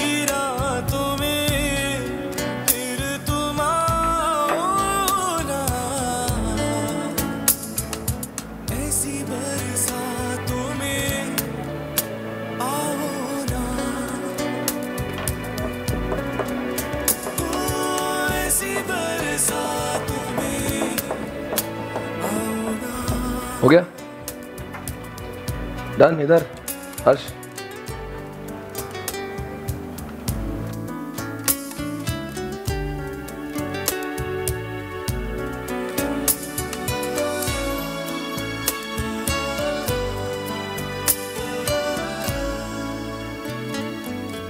धड़कनों में आ गया है एक नगमा तेरे प्यार का, जैसे कोई सुर मिला हो दिल के तार से, दिल के तार का।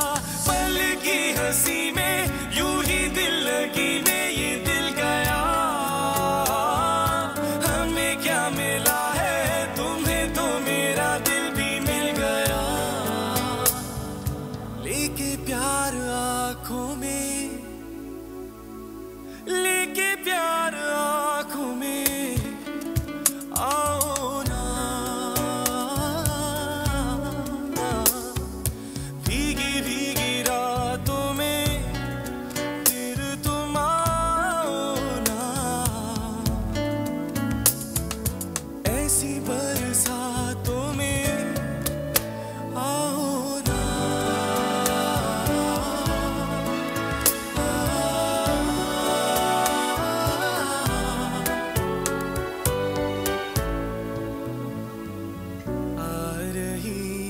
सबके आंसर चाहिए मुझे भाई, स्पीड। अच्छा ठीक है, जल्दी कर। इधर स्पीड, कैल्सी का स्पीड बढ़ाओ। तुम्हारा कैल्सी से संबंध नहीं आ रहा ज़्यादा, पूरा कैलकुलेटर है बस ये।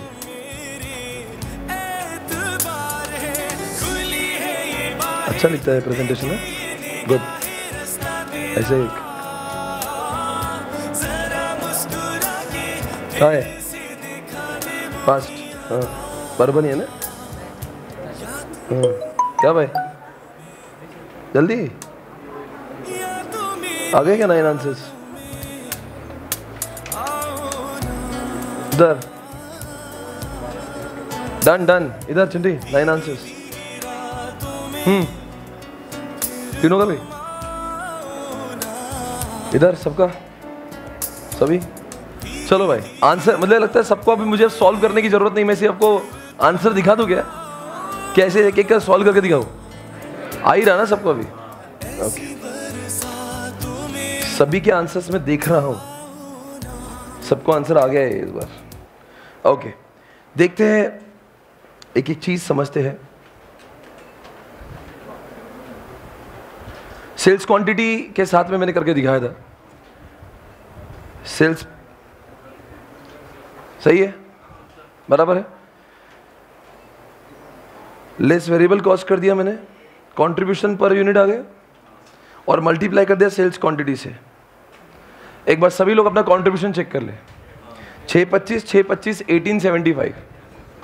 Is it okay? The answer of the contribution for the first column is 6,25,000, then 6,25,000, and again 18 lakh. Everybody is on the same page, right? Okay, tell me what is to be deducted now. सभी लोग जवाब दे फटाफट। Screen आपके book में बताओ कितना है, बता रहे भाई, बुक बताओ 1 मिनट, ये बुक बताओ। हाँ जी, कितना फिक्स कॉस्ट हमारे पास में? फिक्स कॉस्ट है 5 लाख, 2.5 लाख, 10 लाख, बराबर है। माइनस करेंगे प्लस, तो क्या मिलेगा हमें? तो बताओ आपके हिसाब से आपका ईबीआईटी फर्स्ट कॉलम का बिल्कुल सही है। उसके बाद में 3,75,000 चेक करें सभी का, कितने लोग का सही आ रहा है? सही है, कोई गलत नहीं आ रहा, किधर से बिल्कुल सही। आगे ईबीआईटी तक हम लोग सही है। उसके बाद में हमारा माइनस होगा इंटरेस्ट। इंटरेस्ट के लिए क्या है हमारे पास में? इंटरेस्ट दिया हुआ गिवन है, कुछ दिमाग तो था ही नहीं उसमें कैलकुलेशन में। 75,000 25,000, और थर्ड कॉलम में तो कुछ है ही नहीं, माइनस करेंगे राइट। तो क्या मिलना चाहिए हमें? ईबीटी मिलना चाहिए, यहाँ पे गलती से लिखा है ईबीटी होना चाहिए, ईबीटी। ओके, कितना आएगा ये? तो ईबीटी हमारा है 50,000, 3,50,000 और 8,75,000, right guys? Okay, let me do it. Okay fine. Anyways, यहाँ तक तो सब सही है। अरे बोल दो भाई, यहाँ तक सब सही है क्या?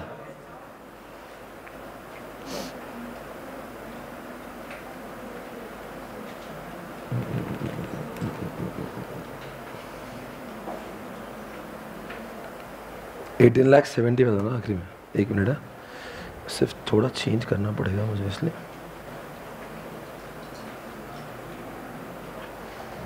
बस।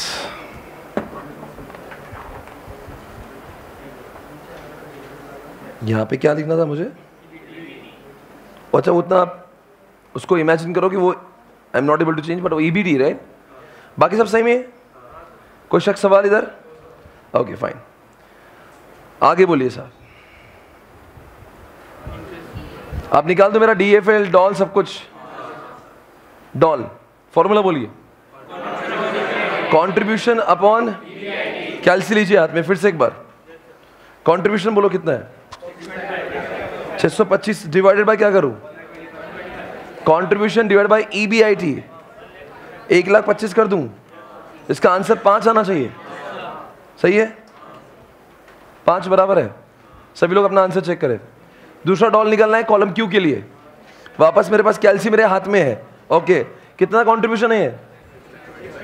625, मतलब कंट्रीब्यूशन अपॉन ईबीआईटी करना है, तो 625 upon 375। Come on everybody, 625 upon 375, 1.66 answer आना चाहिए, बिल्कुल वही 1.66। तो आप 1.67 भी लिख सकते हो उसको।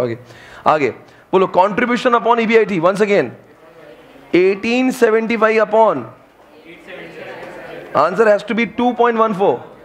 सभी लोग आंसर चेक करें, तीनों आंसर सही है।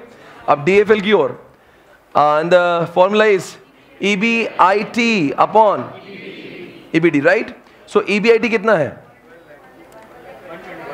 125 डिवाइड बाय मैं कर दूं क्या 50? तो आंसर इज 2.5, सही है। उसके बाद में EBIT is how much for column Q? 3,70,000 divide by कितना करना है? 350, राइट? तो आंसर इज 1.07। क्लियर है? द नेक्स्ट पॉइंट, EBIT 1 ही आएगा इसको, ठीक है। अभी बस मल्टीप्लाई करना, you are gonna get DCL। So DCL is what? Nothing but DOL multiplied by DFL। समझ गए? Tell me the DFL for the first P column. 5 multiplied by 2.5 करना है मुझे। Answer is 12.5। What is the answer for Q? 1.67 multiplied by 1.07, the answer has to be 1.78। वही 7879, आप जो भी थोड़ा राउंड ऑफ कर सकते हैं, ओके। एंड 2.14 मल्टीप्लाइड बाय, वो तो 1 ही है, ठीक है। कितने लोग के सारे 9 के 9 figure as it is, same to same, no पूरा एज इट इज, सुपर। आ गया ना? यही तो चैप्टर है, चैप्टर ओवर, खत्म हो गया। अब कल से नया चैप्टर। आपको बेसिक अंडरस्टैंडिंग इसकी हो गई है। अभी इसके ऊपर थोड़ा बहुत चेंज करके, थोड़ी कॉम्प्लेक्सिटी बढ़ा के ICA आपके साथ में खेलेगा, पर यही बेसिक है। अब ICA को आपको मालूम है थोड़ा मजा आता है, ये कभी देंगे कभी नहीं देंगे, कभी थोड़ा घुमाएंगा, वो ठीक है, वो करते रहेंगे। We are on question number 4 guys, come on, hurry up. Ready guys for the question number 4? रुके ना तू, थके ना तू, कर शपथ, फिर से होगा अग्निपथ। Come on everybody, welcome back, very good morning once again and wish you all happy Sunday. Yes sir, Sunday के दिन 7 बजे उठाया, 7 बजे क्लास में बुलाया, उठाया 5 बजे। हैप्पी संडे की बात कर रहे हैं।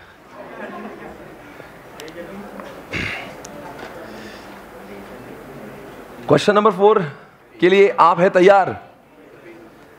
Page number is 3.10। अच्छा सुनो ना, उसके पहले मुझे कुछ बताना है, वो मैं बता देता हूं। आप अपने बुक में हेडिंग दीजिए डिग्री ऑफ कंबाइंड लेवरेज। उसके बाद में मैं फिर आपको, क्योंकि DCL के फॉर्मूलाज मुझे लिखवाना भी है आपसे और वो कॉन्सेप्ट भी लिखवाना है। So give the heading question number 4, इसके ठीक बात करता हूं मैं। Give the heading DCL, degree of combined leverage.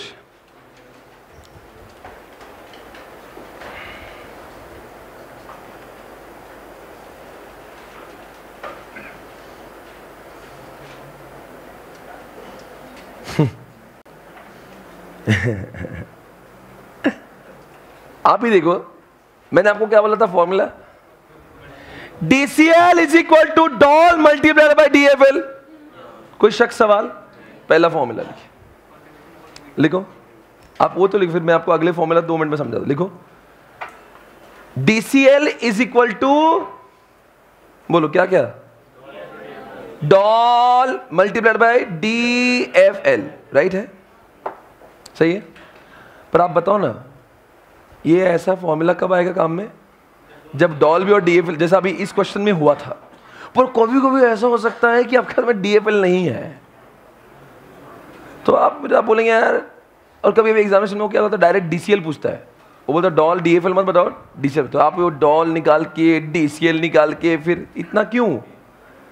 Direct भी तो DCL निकल सकता है। कैसे होगा? स्क्रीन पे 2 फॉर्मूला दिख रहे हैं, एक किसका है डॉल का, एक कौन सा DFL का, दिख रहा है क्या? और दोनों को मल्टीप्लाई करो, कुछ कट हो जाएगा वहां से। जिनका मैथ्स अच्छा बताएंगे क्या जाएगा? EBIT ऊपर इधर का हटा देंगे तो answer will be what? Contribution upon EBIT, direct answer. तो एग्जामिनेशन में अगर आपको कंट्रीब्यूशन दिया है और EBIT दिया है तो आपका डायरेक्ट ही DCL निकल जाएगा। आपको डॉल DFL को हर समय निकाल के ही ऐसा करना जरूरी नहीं है। In the examination it is not always required कि वो डॉल DFL पूछ के DCL पूछे। हो सकता है बोले ओनली DCL। देखो क्वेश्चन नंबर 4 में क्या किया है, देखो एक क्वेश्चन में क्या किया, क्या बोला है? ऑपरेटिंग निकालो और कंबाइंड निकालो। क्या नहीं पूछा? तो आप ये बोलेंगे यार फिर चलो फाइनेंशियल निकाल। क्यों निकाल रहे हैं? फॉर्मूला है ना डायरेक्टली, तो why have to do, time save करना है, तो you should know the direct formula of combined also. बोलो भाई, एक काम करेंगे मेरे लिए प्लीज, बगैर देखे एक बार रिवाइज करा दो ना। डॉल का सिंपल फॉर्मूला क्या है? Contribution upon EBIT। और DFL में EBIT अपॉन EBT। तो आपके सामने दोनों फॉर्मूला है। ऐसा अगर मैं मैथमेटिक्स में दोनों को सामने लिख के मल्टीप्लाई करूं तो उधर से एक कट होता है, इधर से एक कट होता है। मैथ्स आता क्या? तो ऊपर क्या आएगा? कंट्रीब्यूशन डिवाइड बाय EBIT आएगा। मतलब ये अपना आंसर, तो इसीलिए बाजू में लिखा है, देखो बराबर है। कंट्रीब्यूशन अपॉन EBT होना चाहिए, बराबर है। Can you please right this? क्या लिखेंगे वहां पे? लिखो DCL इज इक्वल टू, सुनो ना, डायरेक्ट मत लिखना, पूरा सामने लिखना, contribution upon EBIT, contribution upon EBIT multiplied by EBIT upon EBT। समझा क्या? स्क्रीन के दोनों फॉर्मूला आपने लिखे बस। मारो कट करो कटिंग। अब क्या बच रहा है नीचे? कंट्रीब्यूशन अपॉन, बस समझ गए? You getting formula? अब दूसरा कॉम्प्लेक्स फॉर्मूला। अब ये आपके इसमें DCL के कितने फॉर्मूला गए? सबसे पहला एक फॉर्मूला था, डायरेक्ट में डॉल DFL किया, वो एक। अभी दूसरा भी है। अब तीसरा फॉर्मूला बताओ यहां से क्या आएगा? ऊपर वाले से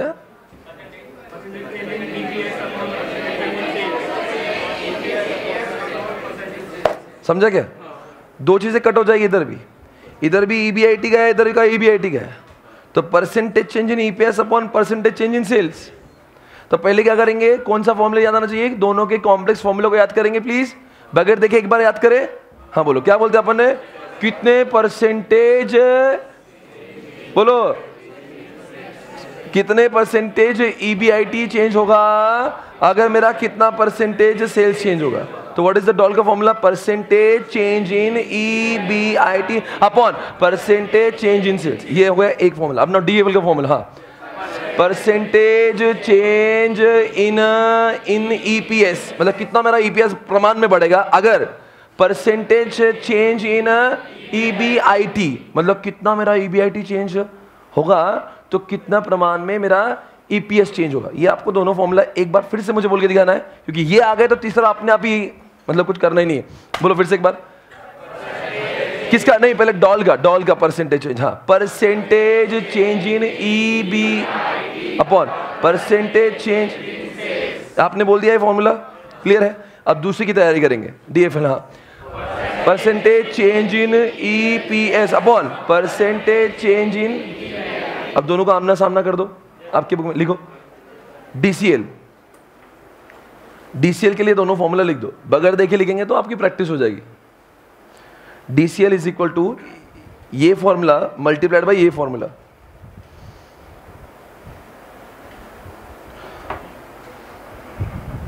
हो गया लिखे?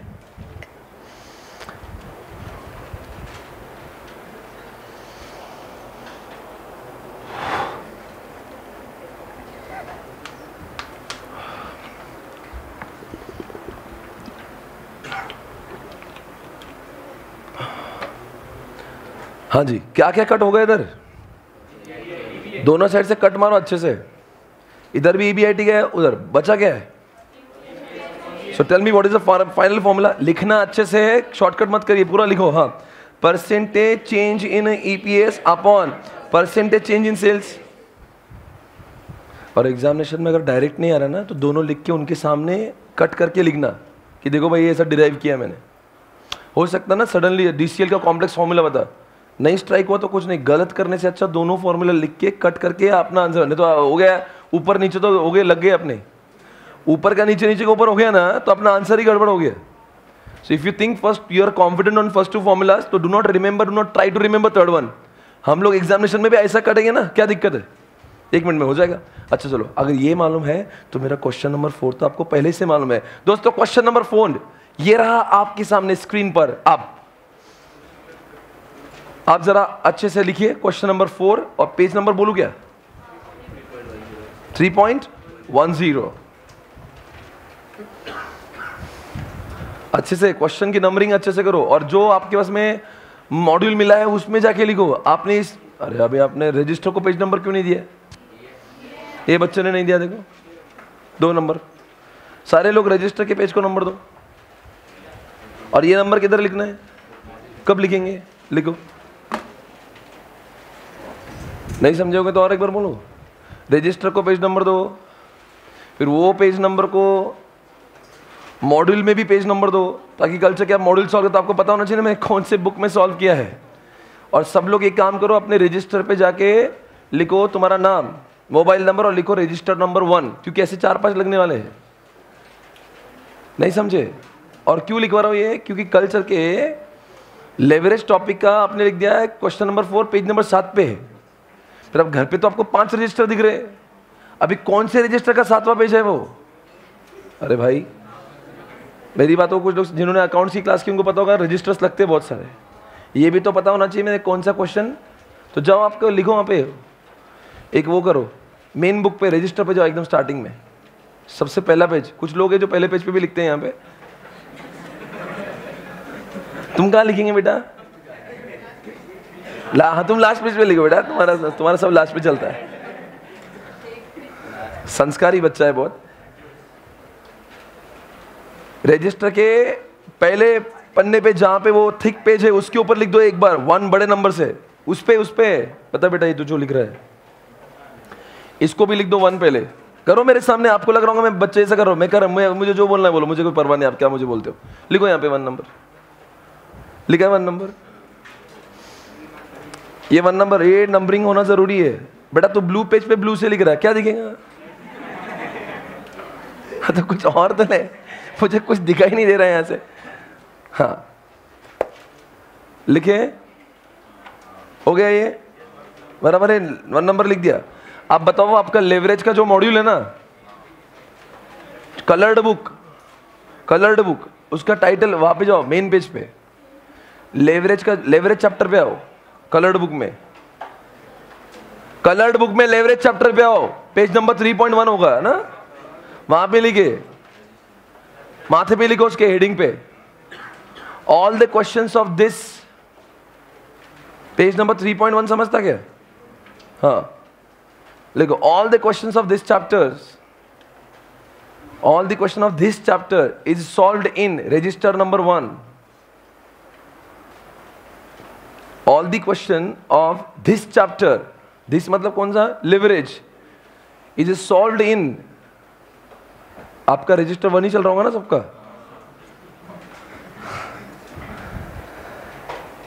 In register number 1। अभी ये चीज मैंने पहली बार करा है, अभी हो सकता है इसके बाद में किसी ने 100 पेज की रजिस्टर ली हुई, किसी ने 200 के लिए, तो किसी का दूसरा रजिस्टर जल्दी आएगा, किसका हो सकता है बहुत लेट आए। अभी वो इसके बाद में ऐसा आपको अपने मन से करना जैसा मैंने पहली बार करा। समझा क्या मैं क्या कर रहा हूँ? ये आपको आज इसकी कीमत नहीं समझ में आ रही, एग्जामिनेशन का पहला दिन याद करो, जब आपके छक्के छूटेंगे आपको यही समझेगा नहीं ये है इसका आंसर किधर लिखा है मैंने, you will not find your own answer. ये इससे करने से क्या होगा, आपको कोई भी चीज चाहिए, अरे मुझे एक क्वेश्चन पढ़ना तो 10 बार 10 पेज क्यों मैं घूमते रहूंगा, समझे आप? और इसका इंडेक्स बेटा, तुम्हारा तो इंडेक्स आखिरी पेज पे बनाना।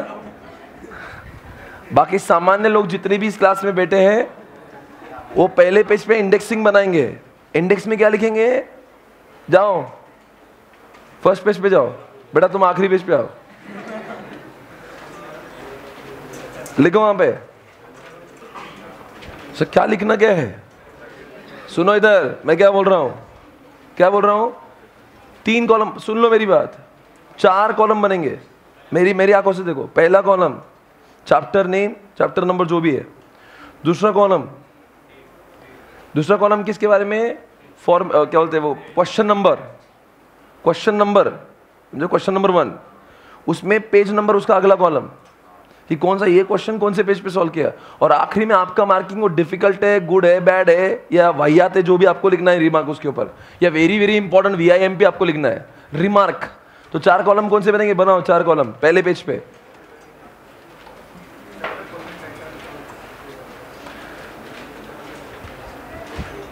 फर्स्ट पेज पे, हाँ रेडी तो कोई बात है। चैप्टर 4 कॉलम चाहिए मुझे, और जो रिमार्क वाला है थोड़ा सा ज्यादा बड़ा हुआ तो मुझे अच्छा लगेगा, बिकॉज में आप अपने मन से लिख सकते हो क्या आपको लग रहा है उस, तो make little no, remark column should be little bigger.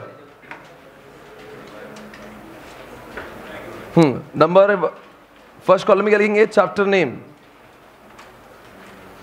Number 2 में problem number. Number 3 page number. Number 4 remark. वापस से बोलता एक बार, क्या बोला मैंने? नंबर 1 क्या, नंबर 2 क्या, प्रॉब्लम नंबर 3 क्या, और नंबर 4 क्या, रिमार्क। भैया आपको क्या लगता है ये कैसा है, बहुत डिफिकल्ट है या ओके ओके है, या इसके बाद सॉल्व करने की जरूरत ही नहीं, बहुत ही आसान था, व्हाटएवर, वो तो अपन रिमार्क बाद में करेंगे। आप लिखो क्या लिखेंगे, चैप्टर नंबर कौन सा है, चैप्टर नेम लेवरेज, लिखा लेवरेज फर्स्ट कॉलम में। बोलो अब कौन सा क्वेश्चन नंबर है, 1, लिखो 1। आप हो गए मेरे साथ कि मैं आगे चले गया? 4 कॉलम ड्रॉ कर लिए थे क्या, टाइटल दे दिए थे क्या? तो पहले कॉलम के नीचे क्या लिखे, लेवरेज, लिख दिया गया। अब क्वेश्चन नंबर कौन सा है, 1। अब आप अपने रजिस्टर में देखो आपने क्वेश्चन नंबर 1 कौन से पेज पे सॉल्व किया,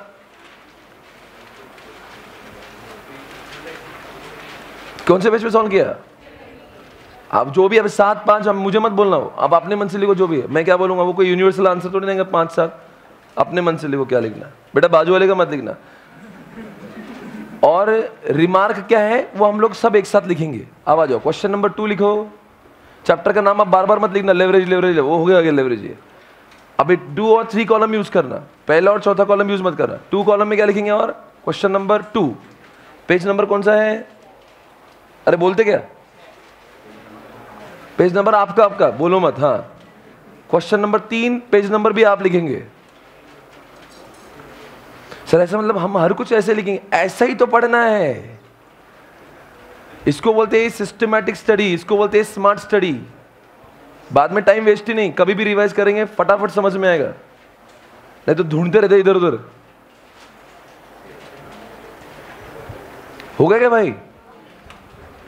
अब आगे बढ़ूंगे मैं क्वेश्चन 4 के, 5 मिनट का क्वेश्चन है, क्वेश्चन खत्म फिर सब खत्म। Everybody come on, welcome back, we are on question number 4। Everybody can I take question number 4?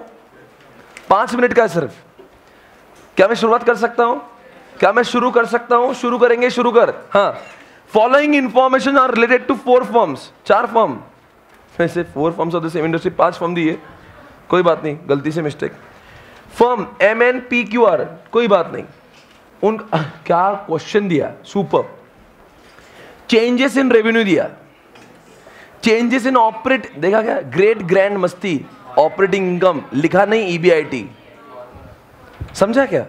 मतलब बच्चों को गुमराह लिख दो। अगर आपके पास बुक है तो ब्रैकेट में EBIT, जिसके पास में कलर्ड बुक है मार्कर पेन से वहां पे लिख दे ब्रैकेट में EBIT, उसका अर्थ ही EBIT होता है। वो तो फंसाते हैं हमें।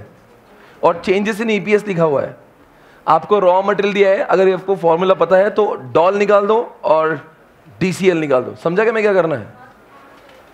इधर देखो कैसा उसका फॉर्मेट होना चाहिए। एक एक अपन करेंगे अभी, डॉल का फॉर्मूला बोल दो, कॉम्प्लेक्स वाला, percentage change in EBIT upon percentage in sale, मतलब कितना EBIT बढ़ता है अगर मेरा कितना सेल हुआ तो, है ना। अब मुझे बताओ, कैलसी ले लो हाथ में, परसेंटेज चेंज इन EBIT बोलो कितना है रे, अरे बोलो ना, पहले वाले M का बोलो 26, percentage change in sales, sales का मतलब ही रेवेन्यू होता है, अपॉन कितना करूं, 28 करूं क्या, कितना रहे पॉइंट, तो M का डॉल कितना बन गया 92। अब आगे आओ, N का डॉल बताओ, N का परसेंटेज चेंज इन EBIT कितना है अपना 34 upon percentage change in sales 27, तो 34 अपॉन 27 कितना है रे 1.25। थर्ड का भी बोल दो, चलो come on, percentage change in EBIT 38 upon कितना करूं 25। तो ऐसा करते करते हम पांचों का निकाल लेंगे डॉल, अज्यूम करो पांचों निकाल लिए, 1.52 आया था ना। चलो अगर आप होशियार है तो बताओ कंबाइंड लेवरेज का फॉर्मूला क्या है, अभी हमने किया था सर, वो EBIT कैंसिल हो गए थे, और फिर क्या होता है percentage change in EPS upon percentage change in sales. अभी आपने चाहे तो पिछले पेज पे जाके देख सकते हो, अगर आपने खुद नहीं किया था, मैंने नहीं किया था, आपने किया था, कट किया था, देखो एक बार। हाँ बोलो, परसेंटेज चेंज इन EPS बताओ, M का कितना है, अरे परसेंटेज EPS रे 32 upon percentage change in sales 28, कितना रहा 1.14। N का बोलो रे बच्चों, percentage change in EPS 26 divided by 27, हाँ 0.8। ऐसे करते करते आपको इसका भी पाँच मिल गया, तो आपको डॉल भी मिल गया, DCL। इसको लिखना ऐसे है, समझ गए, फॉर्मूला ऐसे आपको लिखना है। समझ गए कैसे करना है? कितने कॉलम्स बनेंगे? देखो इधर मैं ऐसे निकालने वाला हूं, फॉर्मेट देखिए, निकालना आपको ही है। 6 कॉलम बनेंगे, समझ गए? समझा क्या? पहले डॉल निकालेंगे फिर डीसी। आपका समय शुरू होता है फटाफट, अगले 4 मिनट में क्वेश्चन खत्म हो गए, क्लास खत्म। बहुत आगे जा रहे हैं आप, जल्दी से। 6 कॉलम चाहिए, पहला कॉलम बड़ा, बाकी 5 कॉलम छोटू छोटू से। जामनगर बहुत स्पीड पकड़ा है भाई, वेरी गुड। आप दोनों को हो गया, घर से करके आए? हाँ जी, कम ऑन।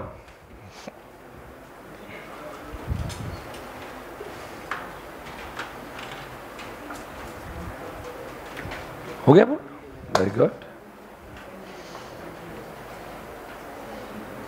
क्वेश्चन दिखाओ बेटा। अच्छा एक बात देख लो, ये हो गया क्या बराबर? हैव यू ड्रॉन 6 कॉलम, एक पहला कॉलम बड़ा और 5 कॉलम छोटू छोटू, बाकी एक क्वेश्चन देखिए। पहले सभी का डॉल निकालिए। डॉल का फॉर्मूला भी पहले लिख के दे लो वहां पे। क्या है डॉल का formula? Percentage change in EBIT upon percentage change in sales. और फिर करो क्या, अगले 1 मिनट में डॉल आ जाएगा सबका। हो गया भाई? डॉल डॉल डॉल डॉल डॉल ओवर। कैल्सी को फास्ट स्पीड से यूज करना सीखो, घर पे अकेले में प्रैक्टिस करो कैल्सी लेके।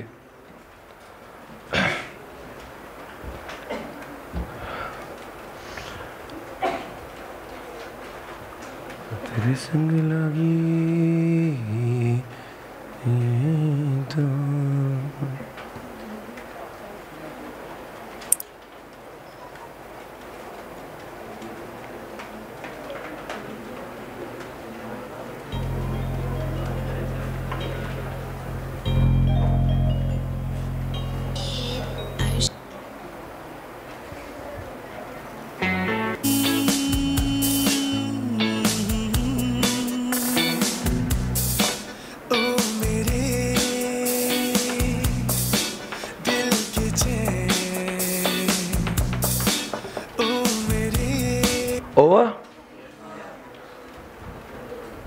डॉल हो गया क्या? डॉल एक बार सभी लोग डॉल को चेक करें।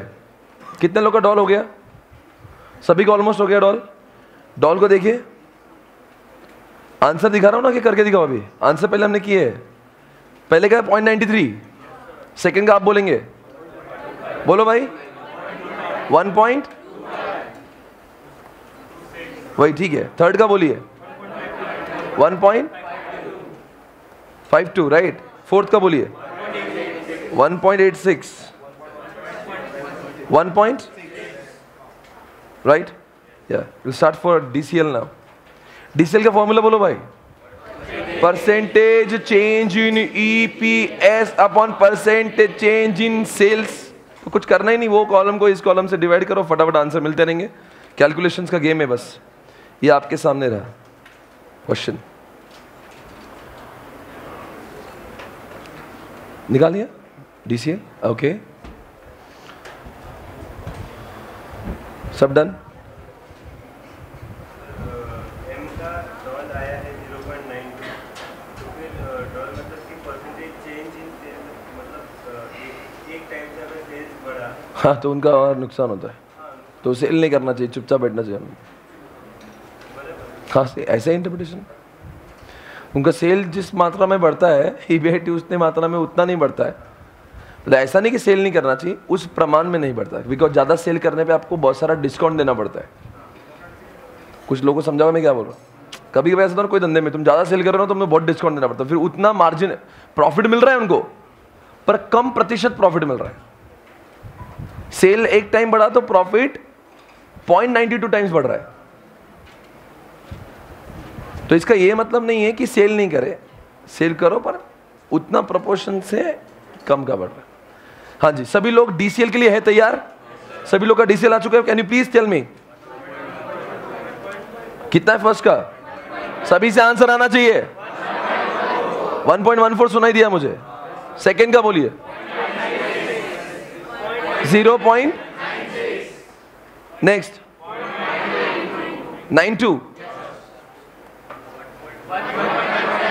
1.57 1.17 1.12 yeah done everybody so this is done we are done with 4 questions from this chapter और आप जानते हो सिर्फ 21 क्वेश्चन है हर रोज 4-5 क्वेश्चंस करेंगे पर होमवर्क मैं ज़्यादा देता नहीं हूँ होमवर्क पे मेरा ज़्यादा विश्वास नहीं है मैं आपसे यहाँ पे पूरी तैयारी करूँगा मुझे जो होमवर्क देना मैं अलग टाइप का होमवर्क दूंगा सारे क्वेश्चंस मैक्सिमम लोग क्लास में 1-2 दूंगा जब मुझे लगेगा ठीक है ना सो बाकी I'll see you tomorrow guys thank you so much bye bye take care good night have a nice day